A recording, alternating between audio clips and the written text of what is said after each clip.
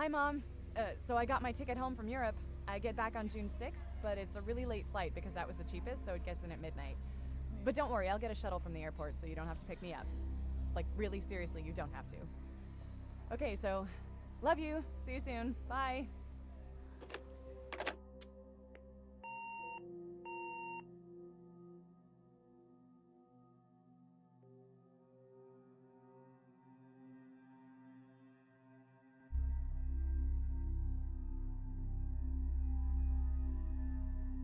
June 7th, 1995, 1:15 a.m.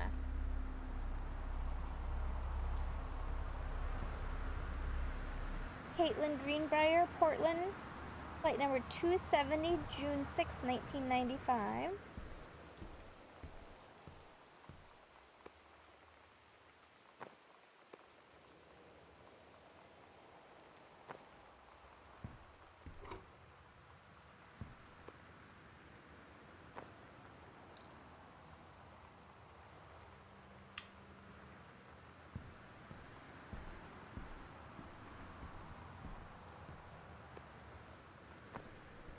Oh.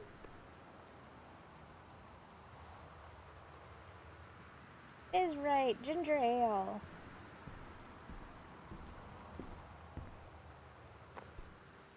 Put that there. Right.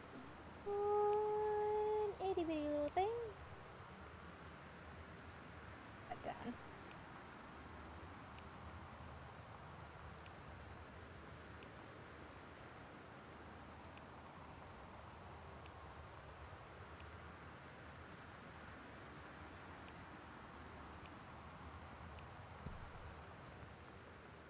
Katie, I'm sorry I can't be there to see you, but it is impossible. Please, please don't go digging around trying to find out where I am. I don't want, Mom and Dad scratched out, anyone to know. We'll see each other again someday. Don't be worried. I love you, Sam.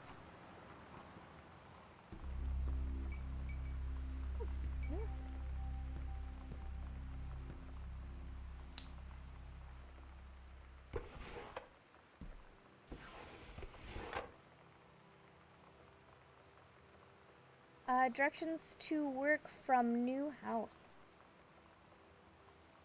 Got a bit of a drive, an hour and 10 minutes.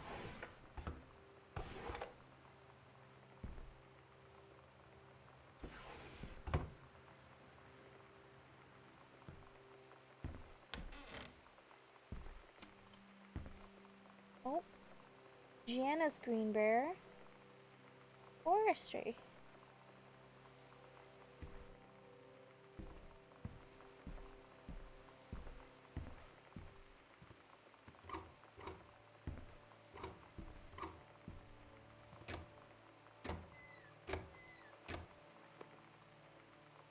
Holy Bible. Yeah.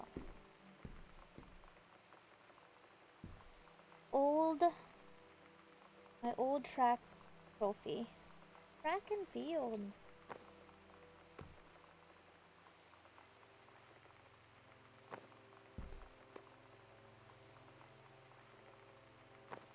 Another track and field. Dear Jan, it's so good to hear from you again. All this new house business sounds like quite the adventure. Remember the little dorm room we shared freshman year when we were miserable fantasizing about our dream homes? I always said I wanted a mansion. You said you just wanted a house in the woods. Look, who got both? Somebody up there likes you. I could use some of that magic. Send me some lotto numbers, I'll play them. Seriously. But I shouldn't be complaining about this good old split level we've had since Bob got transferred to Winnipeg. We just got new vinyl siding. Jealous yet? Let me know if you ever want to trade places. So, how are the girls doing? Has Katie left on her big European adventure yet? Speaking of jealous, right back soon. I miss you, Rumi. Carol.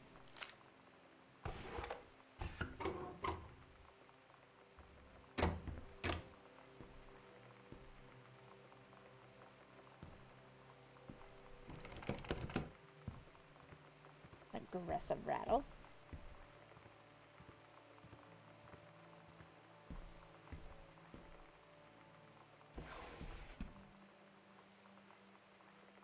Worldwide timetable. Katie's departure. Ooh, he definitely did travel.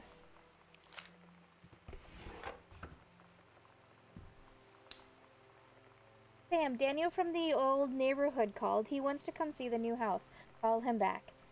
Mom, Daniel is a total weirdo. The only reason I ever hung out with him in the first place is he had a Nintendo when we were little. Fair enough.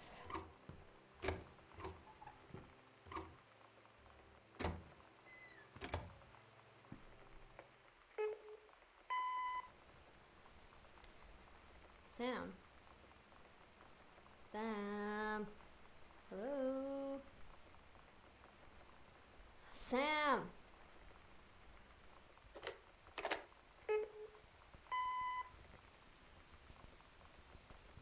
Sam, where are you? Really? I need to talk to you. Please be there.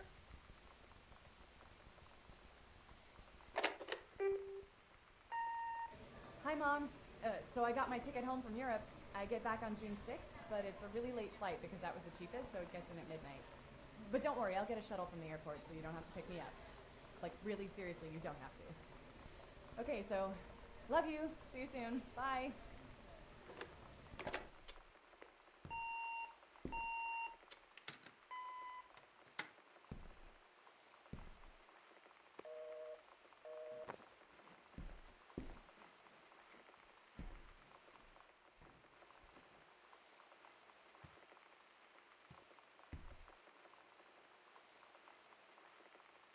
Sam, Katie, Mom and Dad, Jan and Terry. For her parents.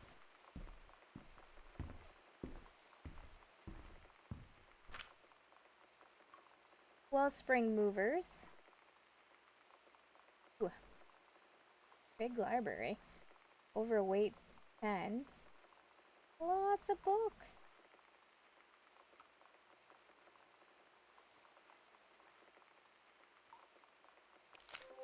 Dear Katie, so much has changed, even just since you've been away. We moved into this house. I'm in a new school, and my big sister being gone for a year doesn't make it any easier. It doesn't feel real, but I'm not gonna let it faze me. I used to tell you everything, and if I can't do it in person, because you're off gallivanting around who knows where, I'll tell it to this journal, just like I was talking to you.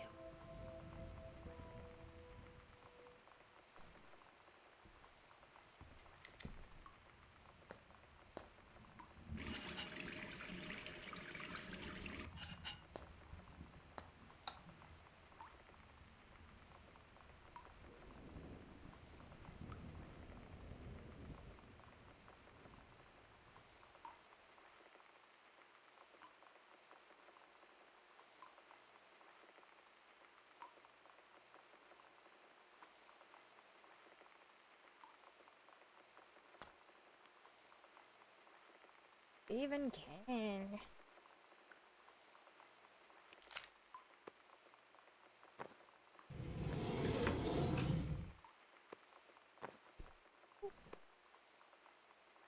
Kids.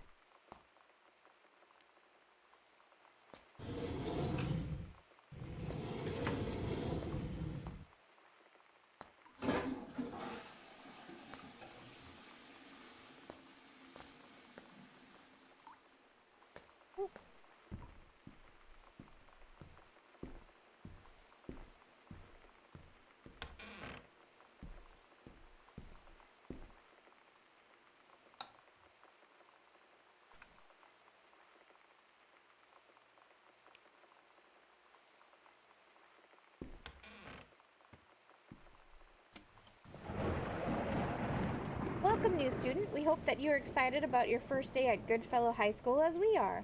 Please be sure to bring the following with you on your first day of classes so that you can get right into the swing of things.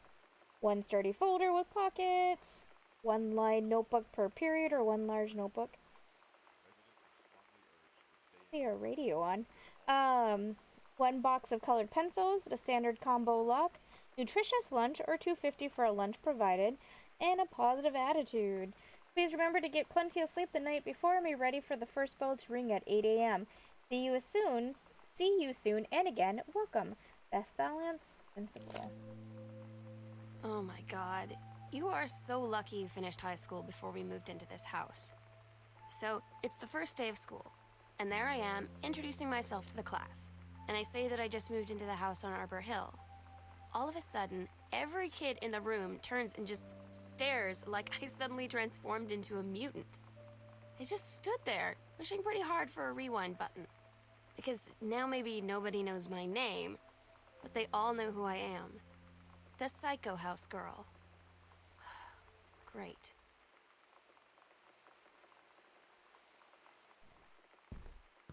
So, we live in a psycho house. Great.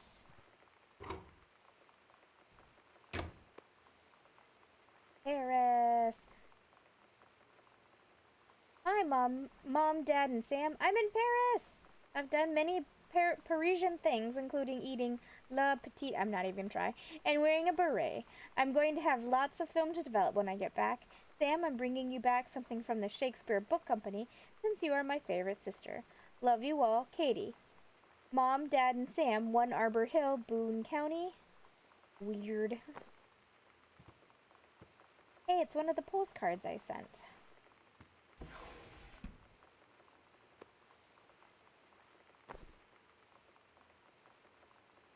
Read obituary.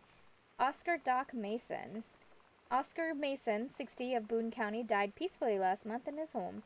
Mr. Mason was born on September 8, 1933, in the house that would be his home for the rest of his life. He attained his degree in pharmacy at a young age and returned to Boone County to practice. He quickly became a well-loved figure at the center of the community. In the decades preceding his passing, he was seldom seen outside his house. A service will be held this Sunday at the First Methodist Church at 1 p.m. All are welcome. His survivors include his nephew Terrence Greenbear, as well as in spirit the people of Boone County, to whom he provided wellness and comfort. Oh, he was our uncle. A photo. A girl with some pretty cool pink hair. In a uniform. Photo.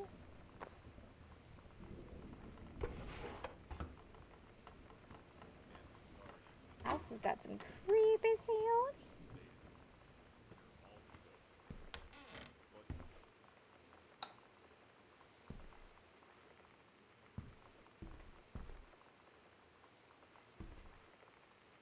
Salmon paper. Pioneer CLD. They say that a jack of all trades is a master of none. I have to disagree. Mastery is not a question of specialization, but sureness of purpose and dedication to craft. Oh, so one of our parents, probably our father, since we know our mom works for the forestry, is writing out reviews for electronic equipment. You can do better. What if JFK wasn't JFK? Back to the basics. Sent back in time to Dallas 1963 again. Huh. Right.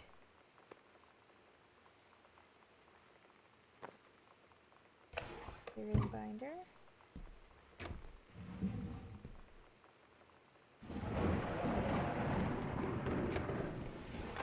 Alright. Calm down, Storm.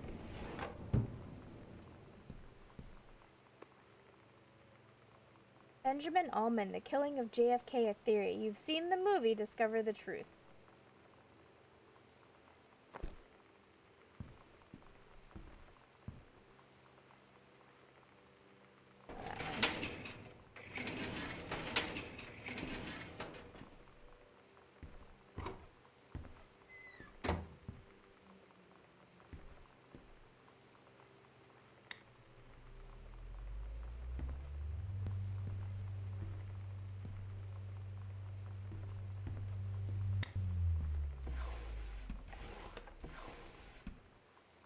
Electrical inspection form. Wiring in the house is technically up to safety and amperage requirements. However, multiple layers of wiring have been added to the structure over the last 100 years. The system is frequently unpredictable. Lights blink out for no clear reason. Pressure on floorboards and door frames disrupts circuits wired directly behind the surface. Properly reworking the electrical system would be highly destructive to the walls, floor, and fixtures of the structure. After discussion with Mr. Greenbrier, since there are no current safety concerns, issues will not be addressed. Right. Hey, Ira, my love. Ooh, a new Switch. Congratulations.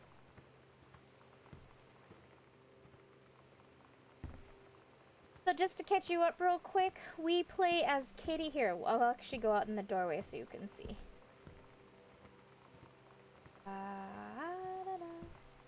So I just walked into the house. I am the older girl on the top there in the black. I am Katie, and I just came home from a long extended trip in Europe after I graduated from college, doing all my things. There's my bags right there, and nobody's home. I don't know what's going on. I gotta figure out what's happening. And this is set in the mid-1990s, 1995.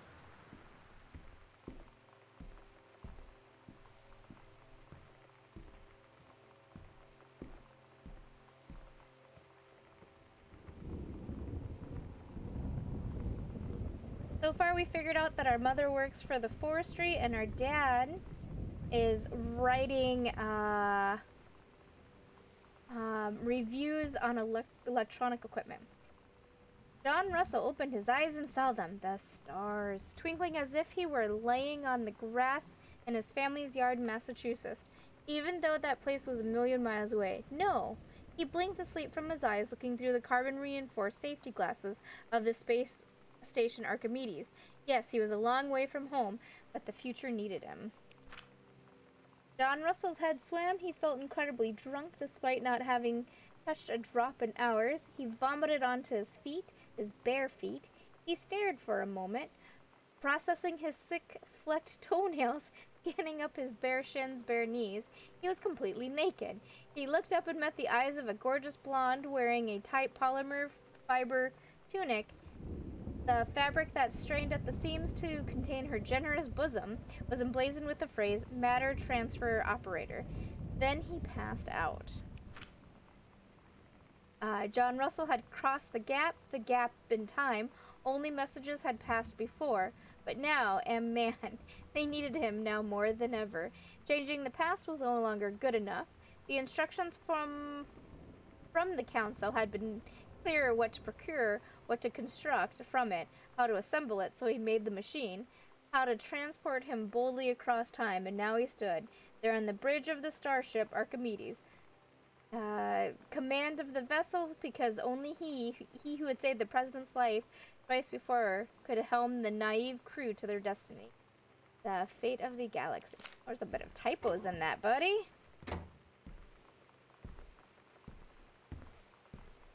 Ooh. Oh. This would be my favorite room, the library.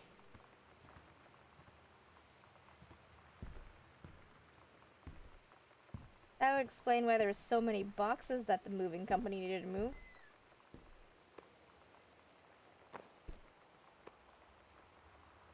Oh. Oh. The accidental pariah. A message from our future saved the president's life once, but within the next 24 hours, there'll be another attempt. So our dad was a writer, or is a writer, and unfortunately, whenever you see an author like this with a lot of books, since maybe they weren't that successful, grab a book. A Stranger Under My Roof. The best-selling advice book for parents of teens. Oh no, was our sister struggling with our parents?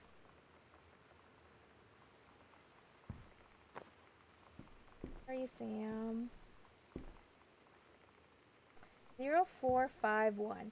Dear Terrence, David asked me to write you regarding the reviews you've been submitting the last few months.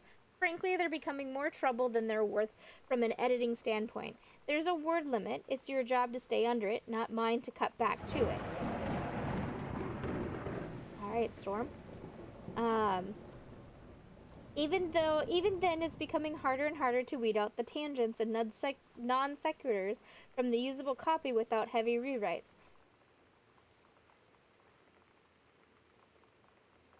Yeah, it's actually pretty good. It's got good environment, a little bit of a mystery happening. If it were up to me, I wouldn't be writing this letter. I'd just be cutting you loose. There's tons of guys half your age who would take half your rate to write stuff I could actually use. But David's known you for a long time, and he's the boss, so I'm giving you one more shot on his say-so. You should write him a nice note thanking him for his patience and generosity. Look through your old stuff and start submitting reviews like that again. Then everybody will be happy. He's always writing reviews for a magazine. Alright, 0451. Ooh. 0451.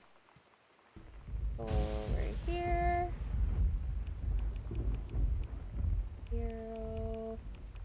0451.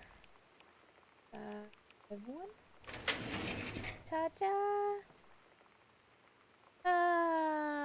From our attorneys, dear Mr. Mason, please find enclosed your original document and a typed copy for your records. The notarized copy has been filed at our offices. Thank you for entrusting our firm with this important matter. I'm just gonna sum it up. Pretty much, he is giving our uncle who passed has given to our father all of his belongings. He created the will 1973. I am enjoying the game. It is actually I'm liking the environment. I'm liking it so far. Oh. A little bit of a messy handwriting, our dear uncle.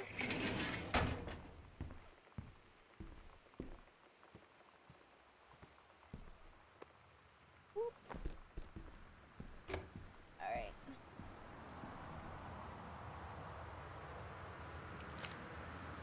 True stories. I was a teenage drag queen. Alright. Apparently I don't care about a pen. Definitely a bit stormy.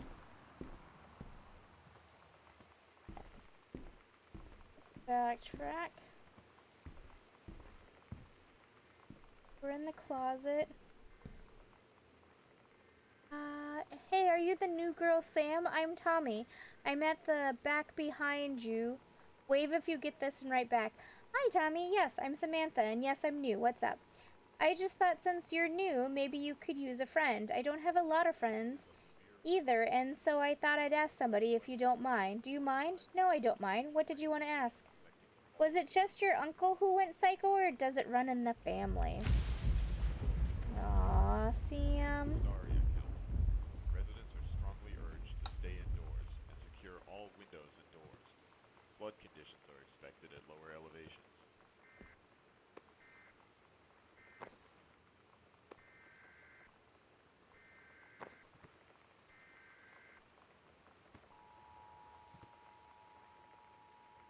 The X-Files. Who didn't like the X-Files in the 90s? Yeah, This is a severe weather warning. The Northwest Weather Service it was reports a little high hard to read that. rain conditions affecting the following counties: Austin County, Couldn't even leave us Boone County, a Collin pizza. County, Tacoma County, Grab and button. Wistaria County. Bratmobile. Residents are strongly urged to stay indoors and secure all windows and doors. Oh, he can crouch. The Dark Crystal. Oh, that was a good movie. Not gonna lie. Oh, someone's recording the X-Files.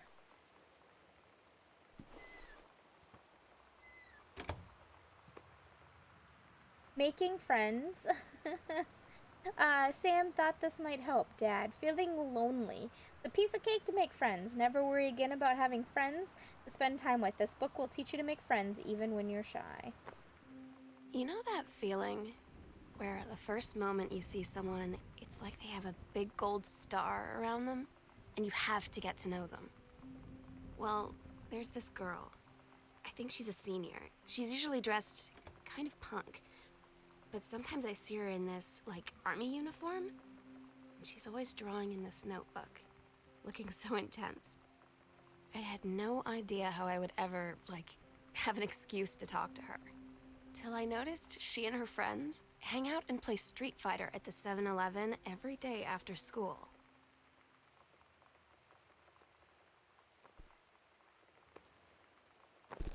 Big gold star. Ooh, what was that? Dr. Jitters. Got that there. Grab Poltergeist book.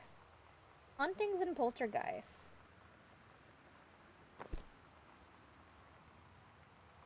Go any further back. Nice blanket fort, though.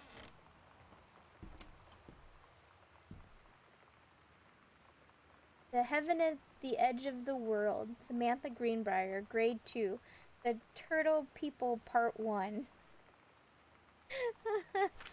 Captain Elgroff looked off at the ocean. It went on forever, or so it seemed.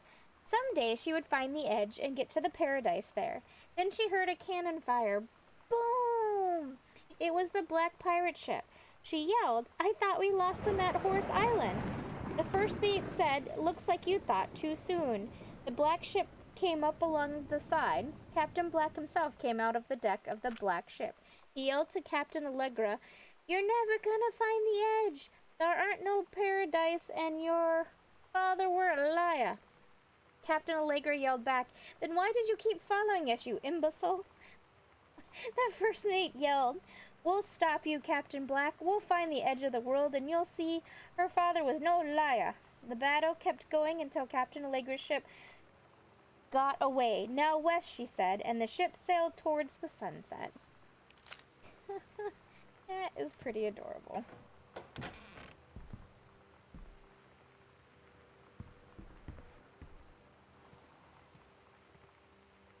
Hi, Machine. Fantastic Voyage. Ghostbuster. Harry, hey man, how have you been? I know you're a published author and everything now, but my editor at Fiendo has too much work to review to go around, and he's looking for another freelancer. Naturally, I thought of you. You were saying in the last letter how much of a pain it's been trying to find a publisher for your latest work of literature, and writing stereo reviews is dead simple. Sit at home with a glass of scotch, listen to some records, and write up how it sounds. And then get paid. I've included some issues of the mag to use as examples. If you're interested, send some samples to my editor and tell him you're an old college chum. Mike sent ya. Here's the address. Do it, Mike. This is in 78 and it's 1995. Girl Scout.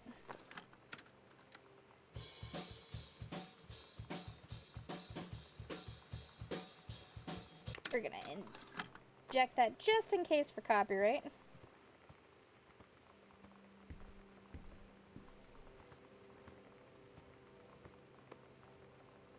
Bunch of coupons. Salmon pamphlet. United States Department of Agriculture.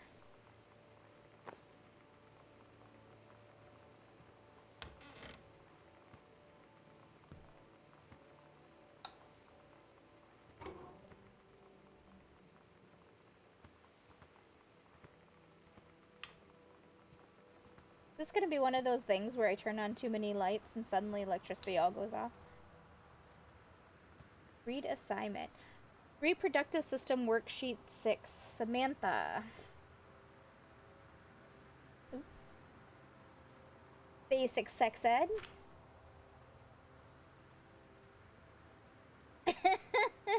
Alright, here we go. Buckle in, guys. The menstrual cycle in novella. The early morning of September 1st, 1939, Essa Glatz stares out the window of the train as it travels from Vienna back to her home village of Wieland in Poland. As the train rumbles along and the sun rises over the countryside, she can only think of her dear Borislav, the boy she is engaged to wed. Meanwhile, deep within her guts, an ovium starts to develop. As this train approaches its destination, her heart races. The lining of the uterus is getting thick and soft. As Essa steps off the train, her eyes dart quickly across the gathered crowd. Then there, her dear Boris. Still in his baker's smock, he must have dropped his early morning duties at his father's shop to come meet her. Her heart skips a beat. The ovary releases the ovium. It travels through her fallopian tubes. After the wheezing of the steam engines, a deep hum grows. It's coming from the sky. Dark shadows pass over the station. A whistling sound. Essa, her thoughts only a second faster than the bombs, reaches out towards her dear Boris across the crowds. Their eyes lock and the moment freezes. The flash and smoke envelops him almost instantly. In the assault by German forces, almost 75% of the people in her hometown are killed. The rest, including Essa and for a time, Borislav, huddle in a half-destroyed church. He is blind, his legs are missing, bandaged with torn bed sheets. Essa's egg will not be meeting a sperm. It dissolves. About 2 weeks later, Boris loses his grip on life. Essa has given up her rations to keep Boris alive, but then in the end, nothing can save him. Since the lining of the uterus is not needed for her pregnancy, it comes out through the vagina. Essa vows to survive. She sets off to join the Polish resistance as a daring spy and a saboteur. Another ovum starts to develop in one of the ovaries, and the process begins again. It is incredible how the female body knows how to prepare for pregnancy. That's hilarious. It seems our dear sister Sam had a bit of a creative mind. I appreciate it. Oh, we're gonna stop that. Just in case that music's not allowed. Ooh, somebody has a record collection. It took me this long to realize that these were records.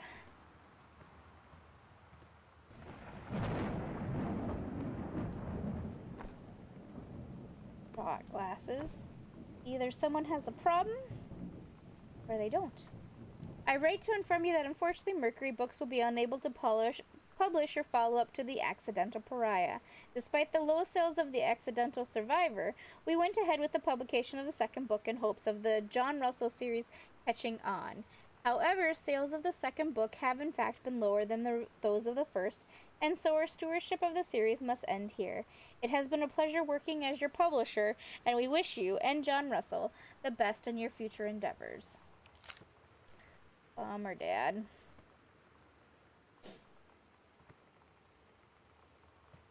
Right, Ira, wasn't that? That was a pretty creative way of breaking it down, huh? Look at these windows. Really nothing to see out the windows. Ooh. That was creepy.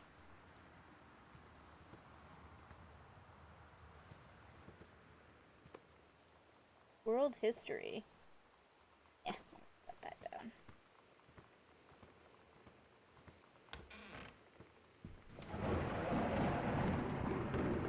More records. Ooh, there's more of Dad's books. Bummer, Dad.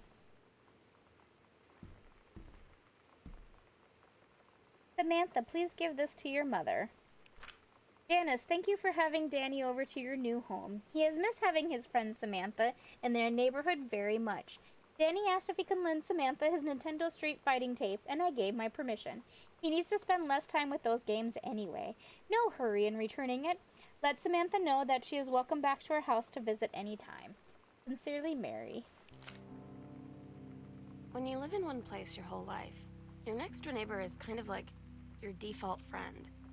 And Daniel only got weirder over the years.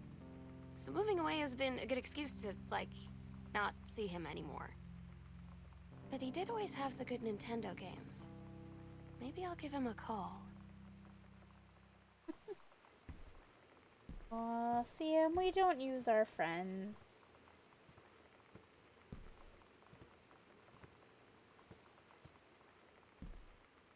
Katie, please tell Mom and Dad sorry about the stuff that's missing. Sam. Why is stuff missing, Sam? There's more coupons. Was our sister old enough to work in a place Apparently, my body's in the way.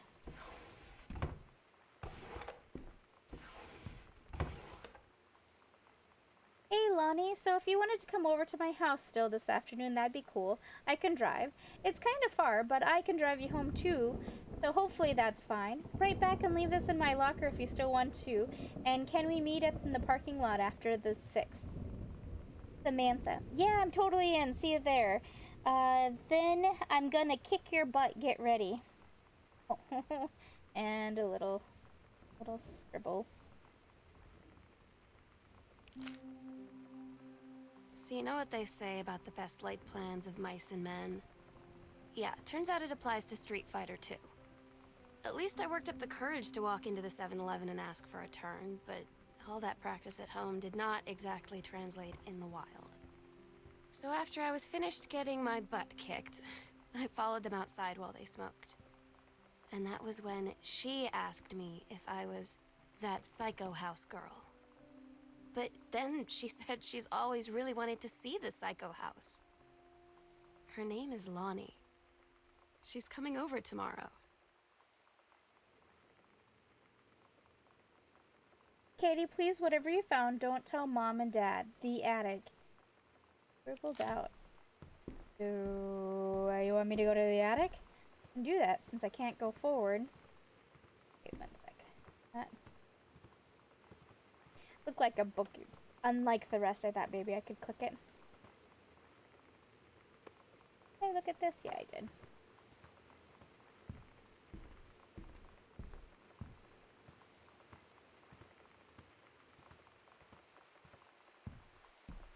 Need to touch up the wallpaper there, I see.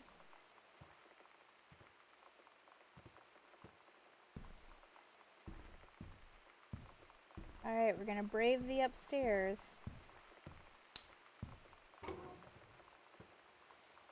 Controlled burn scheduled for Boone County. Plumes of smoke will rise above the northeastern region of Boone County over the better part of next week.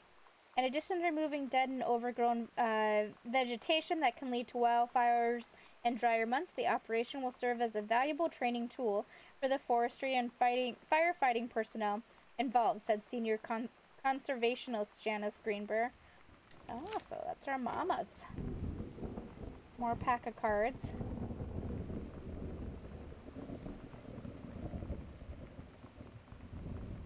Personal calendar. Must be our mom's. Ballroom dancing. Couples bowling. Cooking class. Take apron. Cook the big meal for Terry and Sam. So were they doing ballroom dancing and then stopped, or is it crossed off because they actually did it? I cross things off when I'm done. Notice of temporary personnel transfer. Bruce Pendleton. To aid in the upcoming prescribed burn operation, a ranger with expertise in the procedure is being transferred to the station at Flintlock National Forest effective 9/2/94, so a year ago. Please see attached personnel file. The overseeing officer at Flintlock Forestry Station, senior conservationist Janice Greenbrier, is charged with the supervision of transferred personnel. The duration of transfer will be based upon performance evaluation as well as the recommendation of the overseeing officer.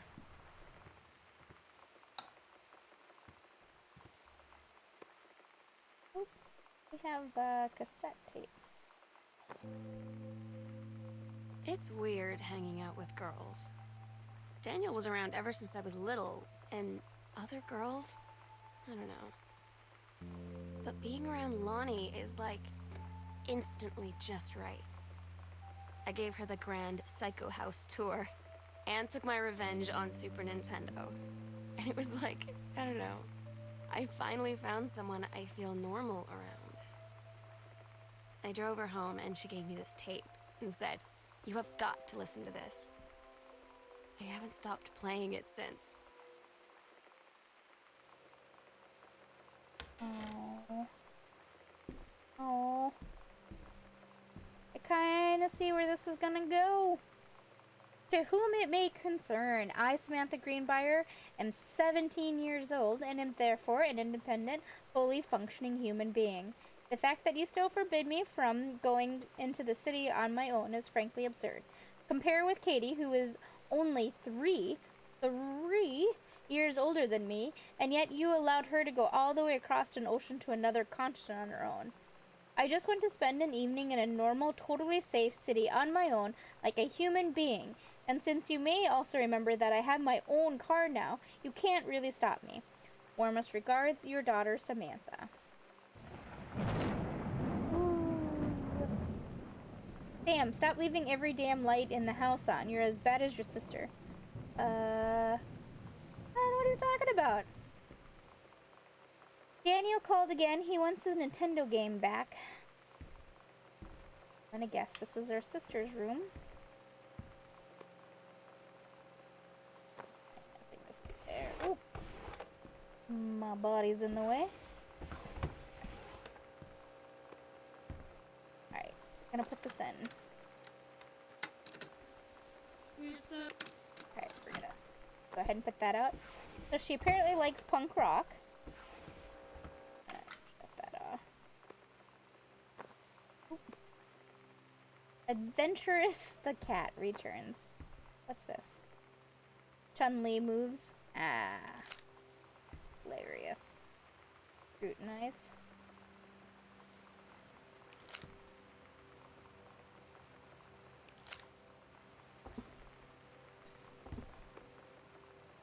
Journey of Crystal. Super Spitfire.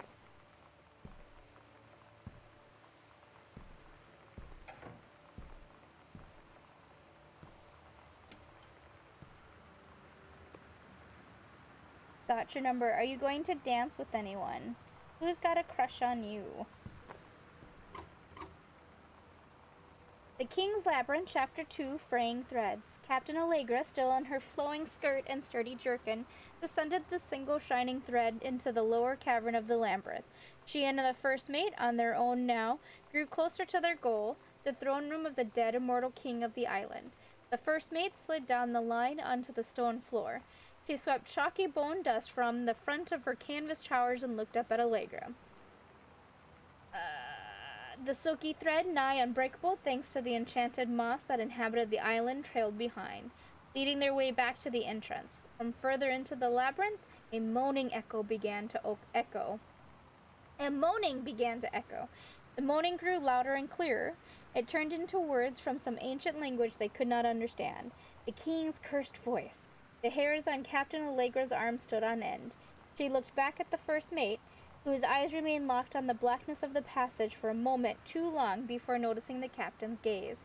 The first mate nodded silently ahead. Alright, so basically, I'm not going to read the whole thing, because that's a lot of reading. Her sister loved to write.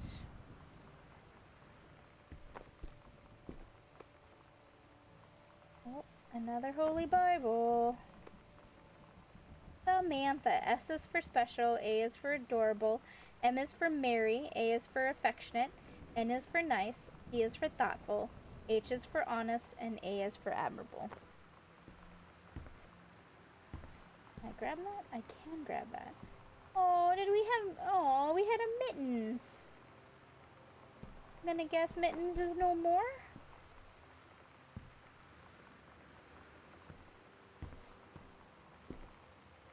What happened to Mittens? Hi, Lonnie. I wrote this in first period and left it in your locker on the way to the second. What all the cool kids are doing, I've decided. Write me back. Also, here's an idea for something to draw. 2 cats on a motorcycle. Hey, this is a good idea. What all the cool kids are actually doing is sending each other pages on their beepers. But we're cooler than them, because guess what? They can't put this on a beeper. And 2 cats on a bike. Creepy noises. And an alien. Your drawing of cats was so good that I added a background to make it even better. Maybe I should just stick to writing, though. I like it. How did you know they were about to get abducted by aliens? I'm looking at Mr. Fish right now. I feel like he would probably have lots of cats. Also, like his secret shame as he watches 90210 religiously.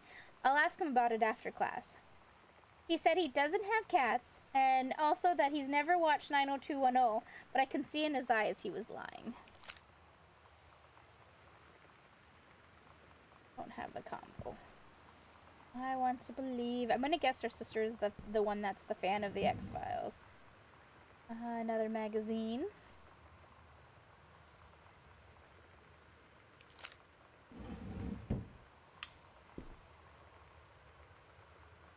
Kurt Cobain. Aww. It's Steggy. Goodfellow High School disciplinary referral. Oh no! Mr. Benchley observed Misty Sato wearing a t-shirt with an unacceptable image on the front, a large beer can labeled Pabst Blue Ribbon. Misty Sato was sent to the guidance counselor office. Misty Sato was given the option to turn her shirt inside out, change into a shirt from her gym locker, or be suspended for the rest of the day. Misty Sato chose suspension. Her father was called, but there was no answer and no answering machine. Misty Sato must return this form tomorrow, signed by her father. And 94. Lonnie is a bit of a rebellion. And maybe has an absentee father.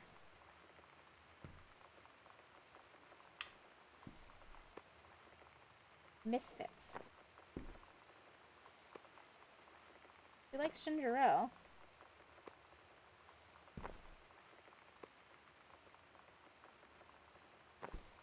And nail polish. Sam, I think the creative writing track would be perfect for you. 3 students from each track will be offered a full scholarship. English creative writing. Hey, if you get a full scholarship, get it.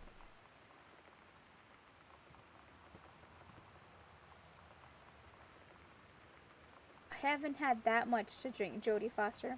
How many fingers am I holding up? You better not have been reading my secret diary again. Here you go, Mitten. Have some pate. Gross.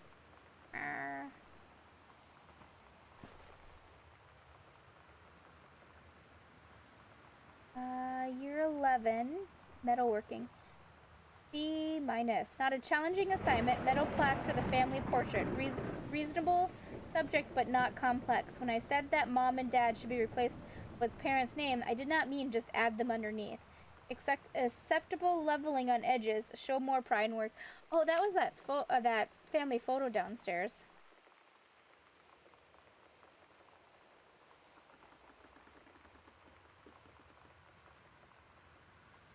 Oh, brother, this is the one me and my dad are building. Want to go for a ride when it's done?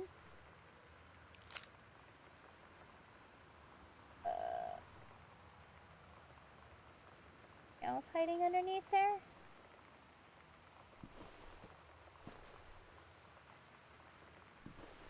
If there's anything else.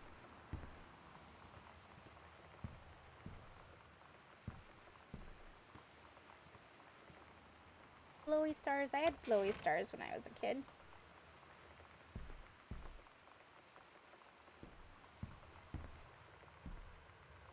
Hey Sam, do you want to see Pulp Fiction after school at the Coliseum? Came out last weekend and Todd won't shut up about it, so either it's good or we can make fun of him for liking it. My mom is supposed to cook dinner for us tonight for a change. Maybe I can just ditch out on him, probably. What time? Also, isn't that movie supposed to be really violent? Am I going to barf? According to Todd, it is pretty hardcore. I guess Uma Thurman gets stabbed in the heart with a heroin needle, so that's kind of hilarious. Also, something about cheeseburgers important. Todd wants to see it again. 7:15, okay? Don't barf. Ha ha ha. Right, see you then. Barfing cheeseburger.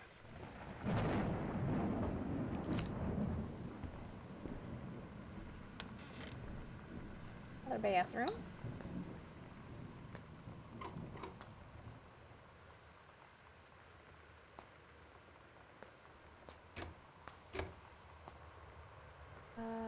The red's a bit disturbing. Oh, but good news is it's just, dye. Lonnie brought her hair dye over today. She said, I need to fix these roots. Think you could help? Dyeing hair is weirdly intimate. know if I've touched someone else's scalp before. That's pretty intimate, right? It felt intimate. We looked into the mirror together after, and I expected her to say something about how it looked crappy, or good, or whatever.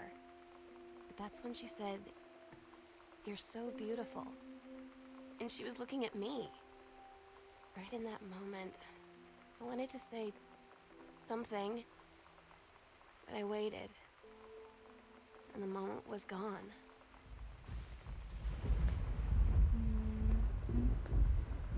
I'm gonna go out on a limb and say that Lonnie and her sister were falling in love. Lonnie rules.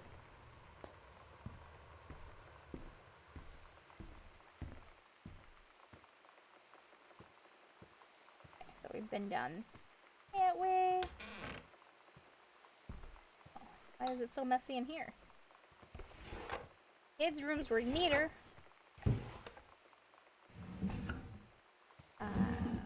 The graphics of the folded clothes is kinda hilarious. Oh, we have a condom.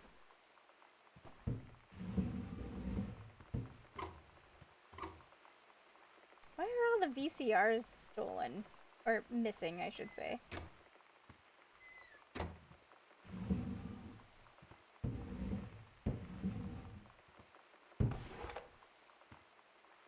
Mittens.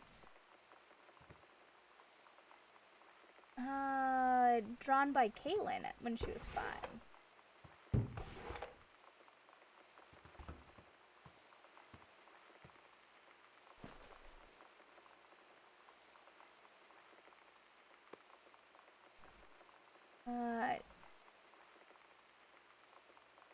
Take your time. I'm glad to have it in good hands, Rick.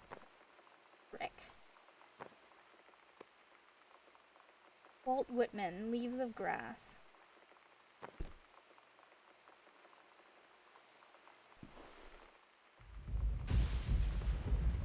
No, I don't want the binder. Put it back. Dear Jan, you fail. Bob and I have had our down periods. It's become a bit of a way of life, actually. You get used to each other. You live in your own lives in the same house. The kids grow up. They go away. I'm sorry, this isn't helping, is it? Don't worry. Terry will get over whatever's distracting him. Things will go back to normal. And as for Sam being distant, that's a teenager for you. Nothing to worry about. In the meantime, though, this controlled burn, that sounds like quite the adventure. But let's cut to the chase. This new ranger they sent, that's what I want to hear about. Ranger Rick. You have to be kidding me. It's too perfect. You have to tell me everything and send pictures. I want the whole package. Wait, that sounded wrong. Keep your chin up until Terry is out of his slump. And in the meantime, write more letters to your old friend, Carol. She adores them. Love, Carol.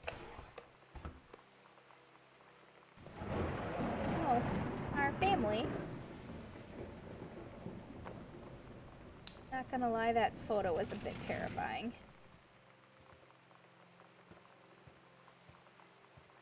Our mom's purse.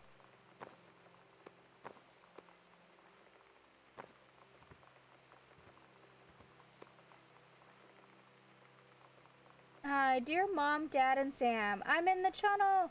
This is my second passage through the channel. I'm on my way back from London, this time going to Brussels, Belgium. Sorry I didn't write you on the way to London, but I was too excited about the channel. London was great. Dad, I know you've always wanted to visit, and I think you really should. You'll love it. If you all wanted to come back here as a family sometime, I guess I could be convinced. Love you all, Katie.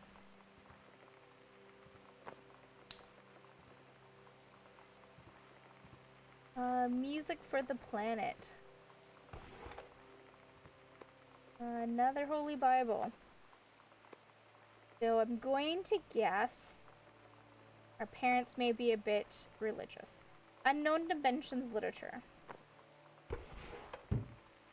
Which I wonder how is that going to work with our sister? We'll just close that. I don't need to see dirty underwear. Watercolor technique. Oh, I wonder if someone likes to do watercolor painting. Hello? Escape from the ghost mansion.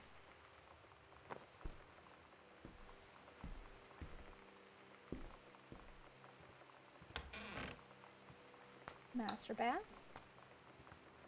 More cinnamon.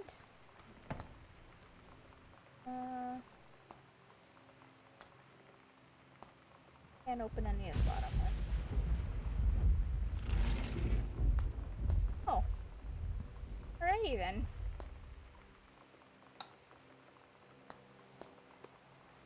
After the honeymoon, rediscovering your spouse personally, spiritually, and sexually.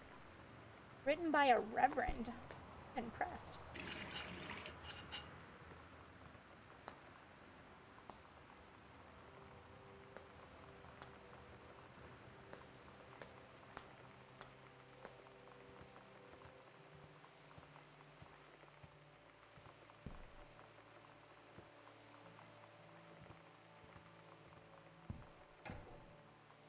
Katie, Mom and Dad were going to make up the guest room for you to stay in over the summer, but you came home in such short notice that they weren't around to do it. You can use my room if you want. I won't be needing it more. Sam, did you run away?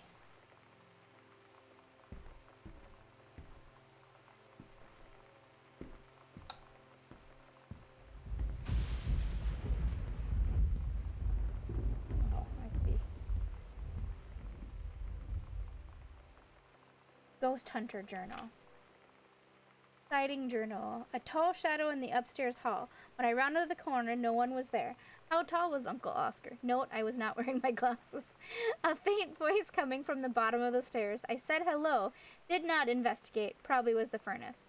Poured milk from a carton in fridge. It was spoiled. Pretty sure I read that spirits can sour milk. Milk was just bought yesterday. Ooh. Also ghost milk. Ooh. Lonnie says she feels a presence in the TV room. I suddenly begin to feel cold. We build a protective pillow fort. Lonnie and I employ a Ouija board as a medium. Disturbing messages are conveyed from the other side. Oscar is definitely here. Enlisted Lonnie to stay up all night and help patrol premises, recording any signs of otherworldly presence. Lonnie reported many sightings, but all remained unconfirmed. Possible ectoplasm in attic, probably leaky roof. Sample taken just in case. Despite our best efforts, we both fell asleep around 4 a.m. All in all, a successful night.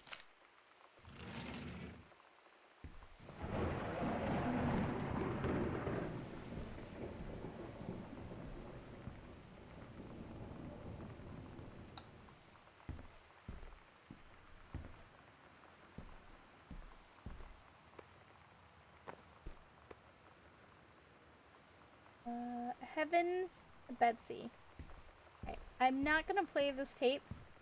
I'm gonna play it and I'm gonna eject it just in case there's a message. Only because copyright. Performance evaluation, name Richard Pattermack. Supervisor Janice. Ooh, she's exemplary. Interesting. Halloween show, the Misfits. They're awesome. Don't forget your costume. Sometimes you just have to lie to Mom and Dad. Like when Lonnie asked me to see a band with her and stay over at her friend's place in the city after. That's a lie to Mom and Dad's situation. But it was so worth it. The girls on stage were just so loud and real and awesome. And everybody was moving together like one huge tide of sound. Between two songs, Lonnie leaned over and said, "How do you like your first show?" I was so happy. I felt tears starting in my eyes. And then she up and hugged me. I think she could tell.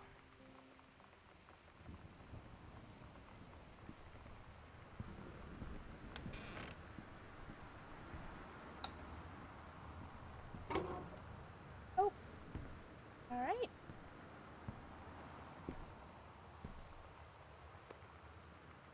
Healthy choices. Skills for a healthful life. Lonnie, holy crap, I was in the library and I noticed something in the corner. I found a secret passage and it had Oscar's creepy old stuff in it. Between the library... Pause it? Oh my god, I have to see this. We're skipping 6th. Evans to Betsy. Oops, I didn't... But there, but that's fine. Oh, a cute costume.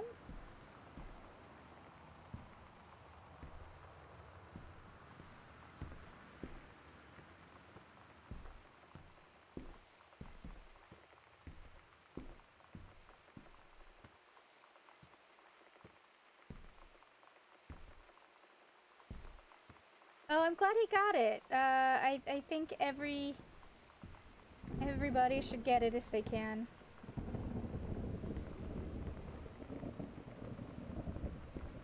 I feel like I'm missing something.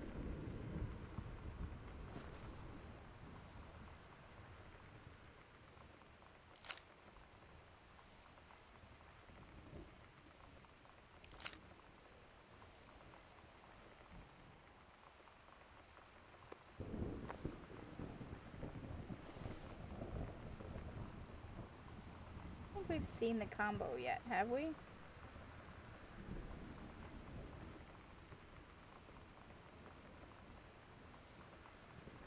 Yeah, I got the Pfizer. I went to my clinic. My actual clinic had it. If I went to Walmart, it would have been Moderna.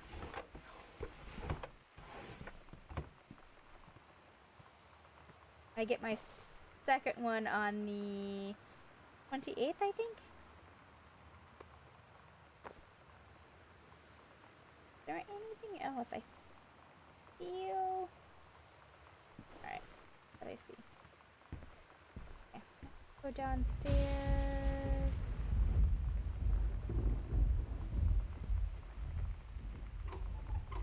Yeah, technically it wasn't my doctor's office. It was just, so my town is weird and has 2 clinics. Probably because we technically are 2 cities. We're Brainerd and Baxter, which is 2 cities that ran in together. But when you live here, it just looks like one big old city. But anyway, so we have 2 clinics. My doctor's located in Baxter, but I went to the Brainerd clinic for their Pfizer.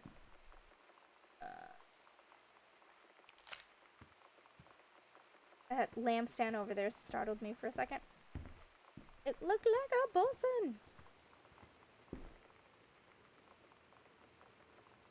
Alright.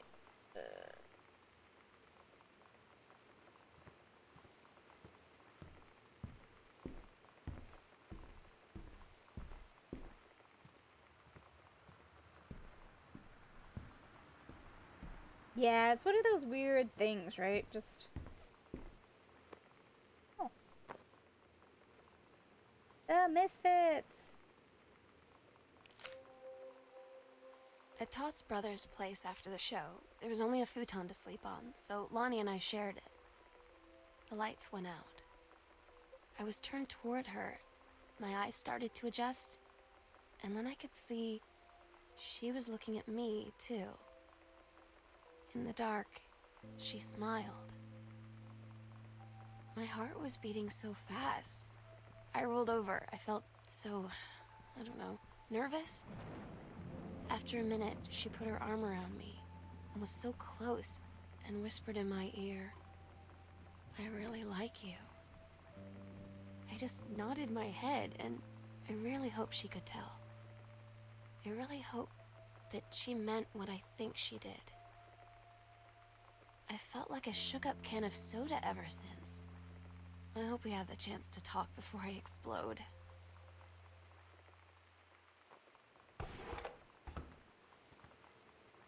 Alright.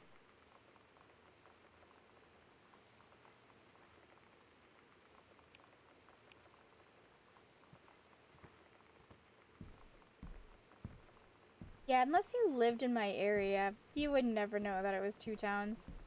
Except for the one town's got a bigger, a much higher, this? Yeah, we did. Tax bracket. Such an aggressive grabbing of the door. Alright. I feel like I missed something in Samantha's room. Let's go back up to Sam's room.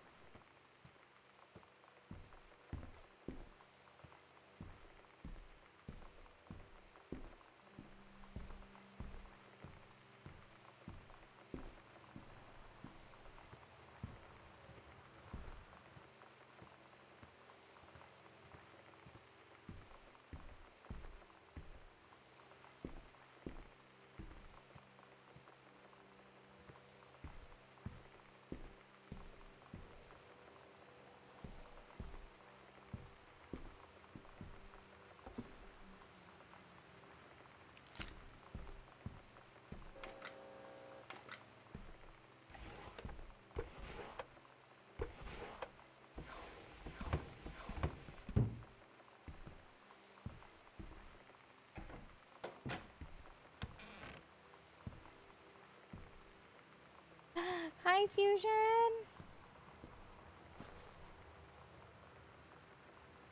It's okay. I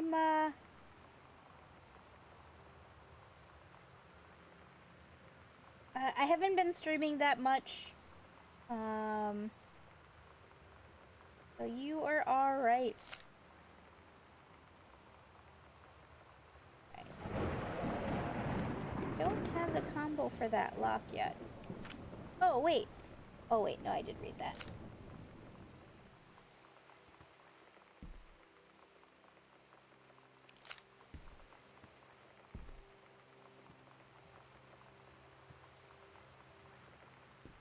$1017? 01.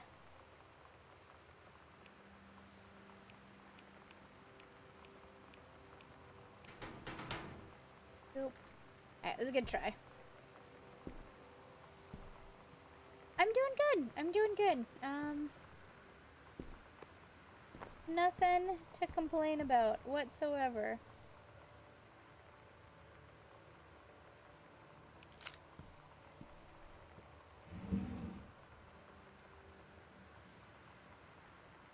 Magazine.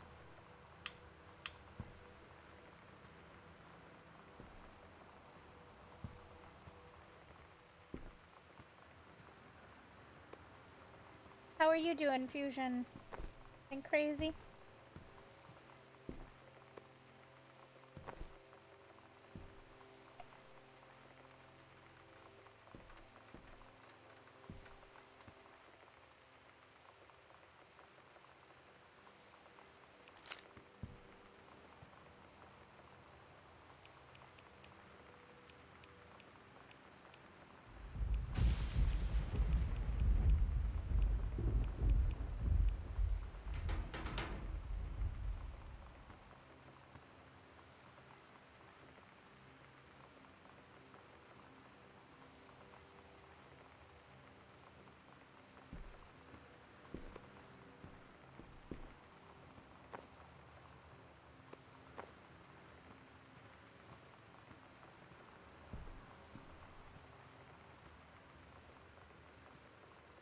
Well, bummer on the family issues, but at least you're doing alright.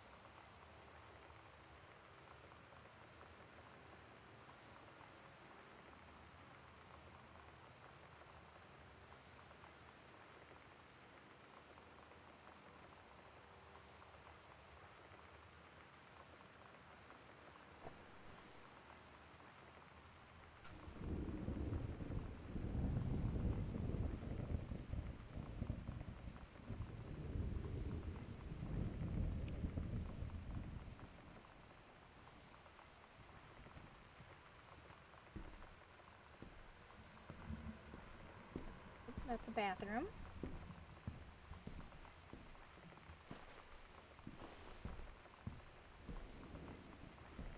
No sprinting, we only have zoom. Alright, let's go.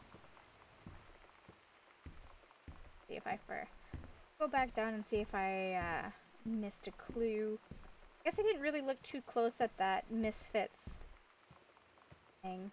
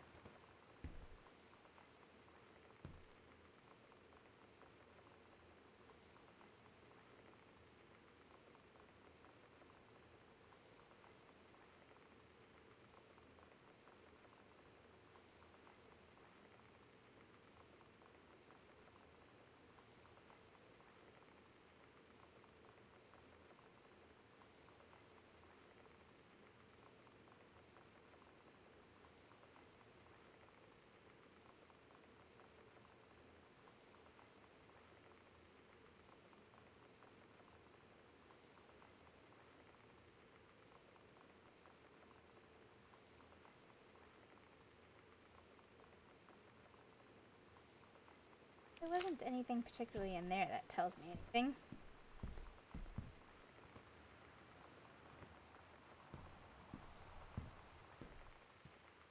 Bit of a letdown. Okay, map. Library. Oh, wait. Library.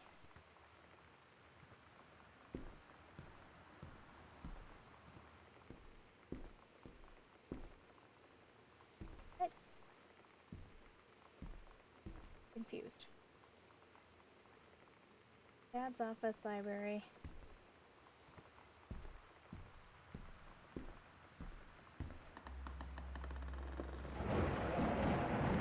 Oh! Alright, that's fine.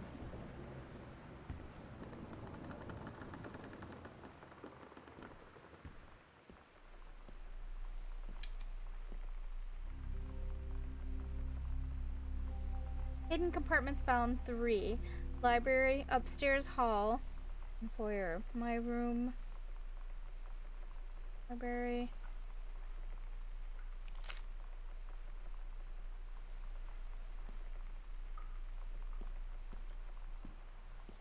Creepy house.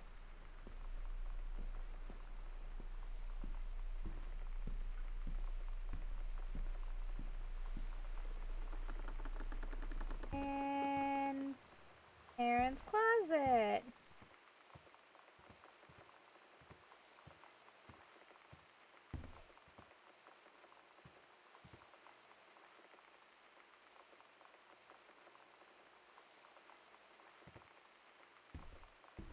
This way? Alright. Got a Ouija board that we are not playing with. 0. Oh, half of her. Hello, hello. Who are you, Oscar? What do you want? To come back. Well, so, here, I have to go downstairs anywhere, so I'll show you. There's a family photo that makes it make sense. So, we are Katie, a 22-year-old who went to Europe on a grand trip, got to explore a bunch of things. While we were gone, our parents and our sister Sam moved, and when they moved, so this house is completely new to us. When we came home, our parents are gone and our sister's missing. And so far we figured out that our parents and Sam weren't 100% getting along.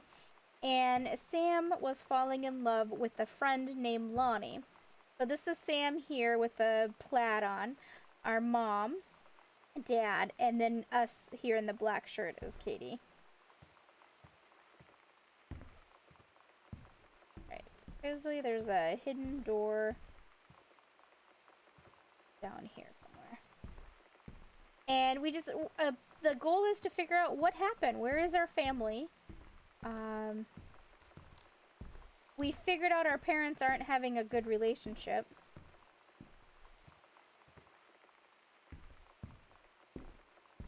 Did it not say the foyer?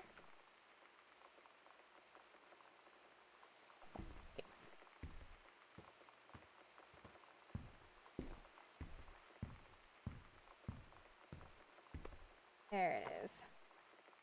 Oh, we got the rest of the combo. Private, do not read by Samantha. I'm not gonna read it, but it is she's definitely grown as a writer from back when she was a child.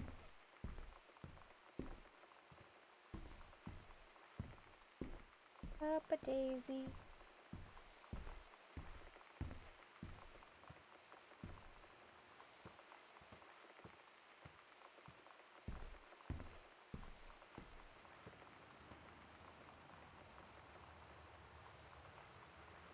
Uh, 0501. So 01. Oh, alright. Lonnie came over today. Everything was different. She was sitting at my desk chair, and she wouldn't look at me. Finally, I asked her what was going on. She said she felt like she'd done something wrong that night in the city. Like I must think... But I said no. There was nothing wrong. I just wanted to say... But I couldn't find the words. I felt like I was gonna cry, but I wasn't sad. She got up and sat next to me on the bed. I looked at her. Lonnie, do you think you could ever... And that's when she kissed me.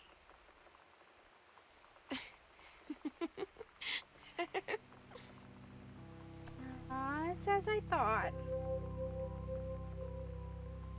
Yeah, the hidden magazine. Gosh, Sam. Such a sister thing to do. Oh no. Cigarettes and shoplifting. Aww.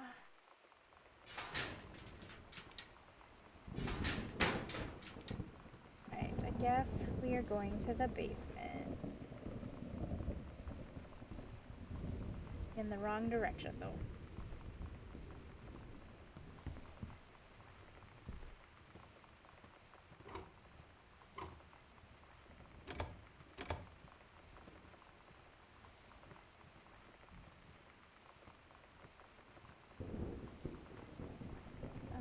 Alright, off of Dad's office.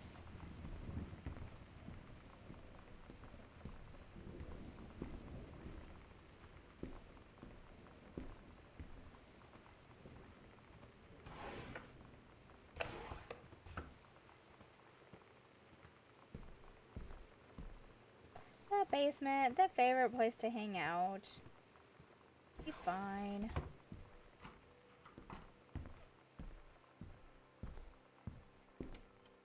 We need to dust. Crazy.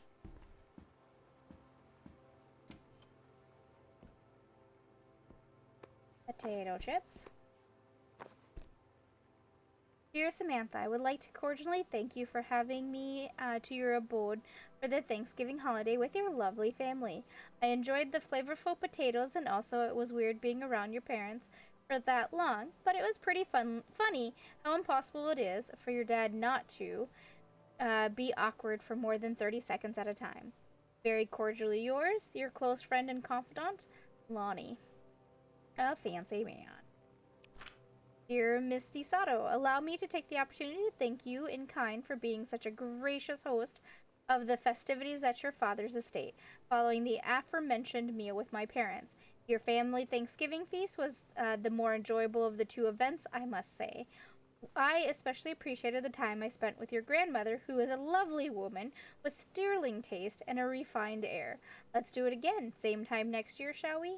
Indeed, Madam Samantha Greenbrier, Esquire. Aww.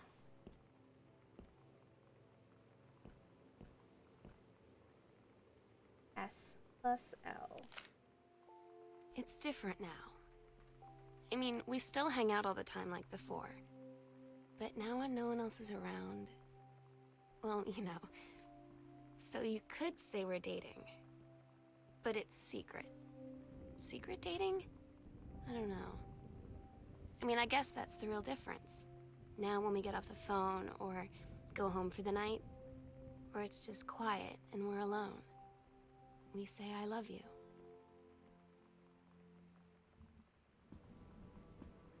That is adorably sweet. Katie is for K is for kind, A is for amazing, I is for intelligent, E is for talented, L is for lighthearted, I is for important, and N is for nice. So, hey, our parents got us both. Oh. She actually took the assignment seriously and wrote it. Katie did, I mean.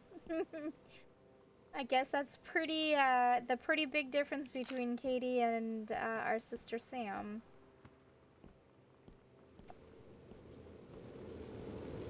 The furnace.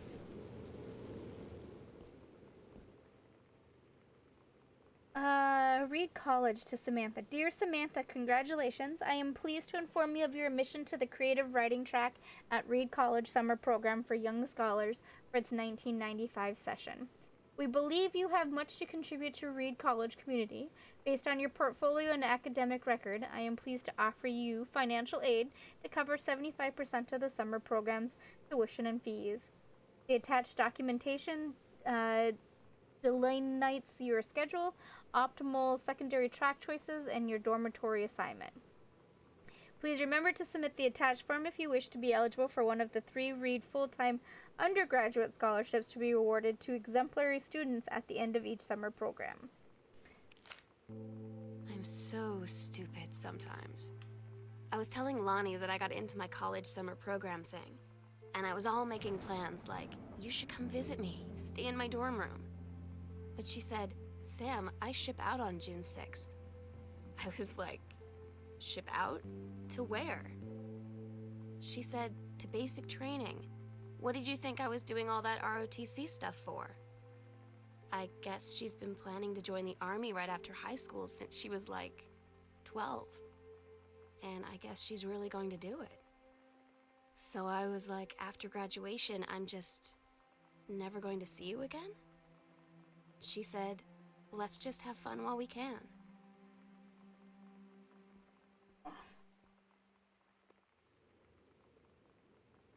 A complete understanding. Richard. Oh, our grandfather was a writer too.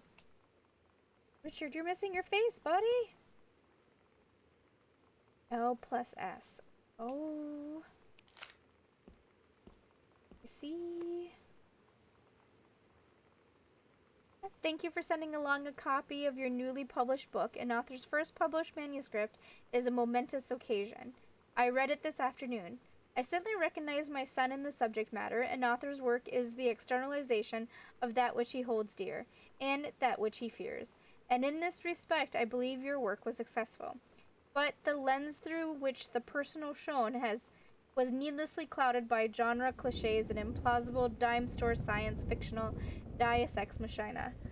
The great authors speak of their life's melee in clear and honest tones, the lens crystal that refracts their thoughts without distortion. I congratulate you on surviving the great ordeal that is publication, and rest assured that readers of your chosen genre will lap up copies hungrily. But I urge you to shed artifice. You can do better with a father's love and encouragement, Richard Greenbrier, Ph.D. Ah, that probably stings. I think that's my mom's citizenship stuff. It is.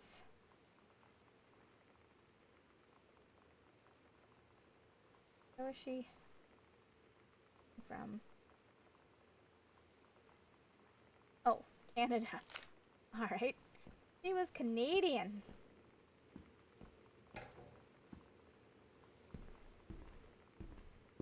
Your bathroom. Yolanda. Oh, I see how she got her name. Today's Spanish lesson. Dear Sam, I'm so happy you liked the drawing. I was thinking of us when I drew it. I knew you'd be able to tell. You love Mexico, I think, probably. The nature here is totally different than back home. I keep thinking about Allegra and the first mate lost on a mysterious island where even the plants are out to get them. And then I think of them together, out there in the wilderness together, and I start thinking of you again. I lie here in bed and I almost feel you. I've been trying to save up for when we're together again. I haven't done a good job, okay, but I tried. Okay, enough about that. Your last letter got to me the day before we start driving back north. We'll be racing this letter home. If I get home first, we can read it together. And yes, I'm taking tons of photos. We'll have to spend so much time in the dark room. Lonnie.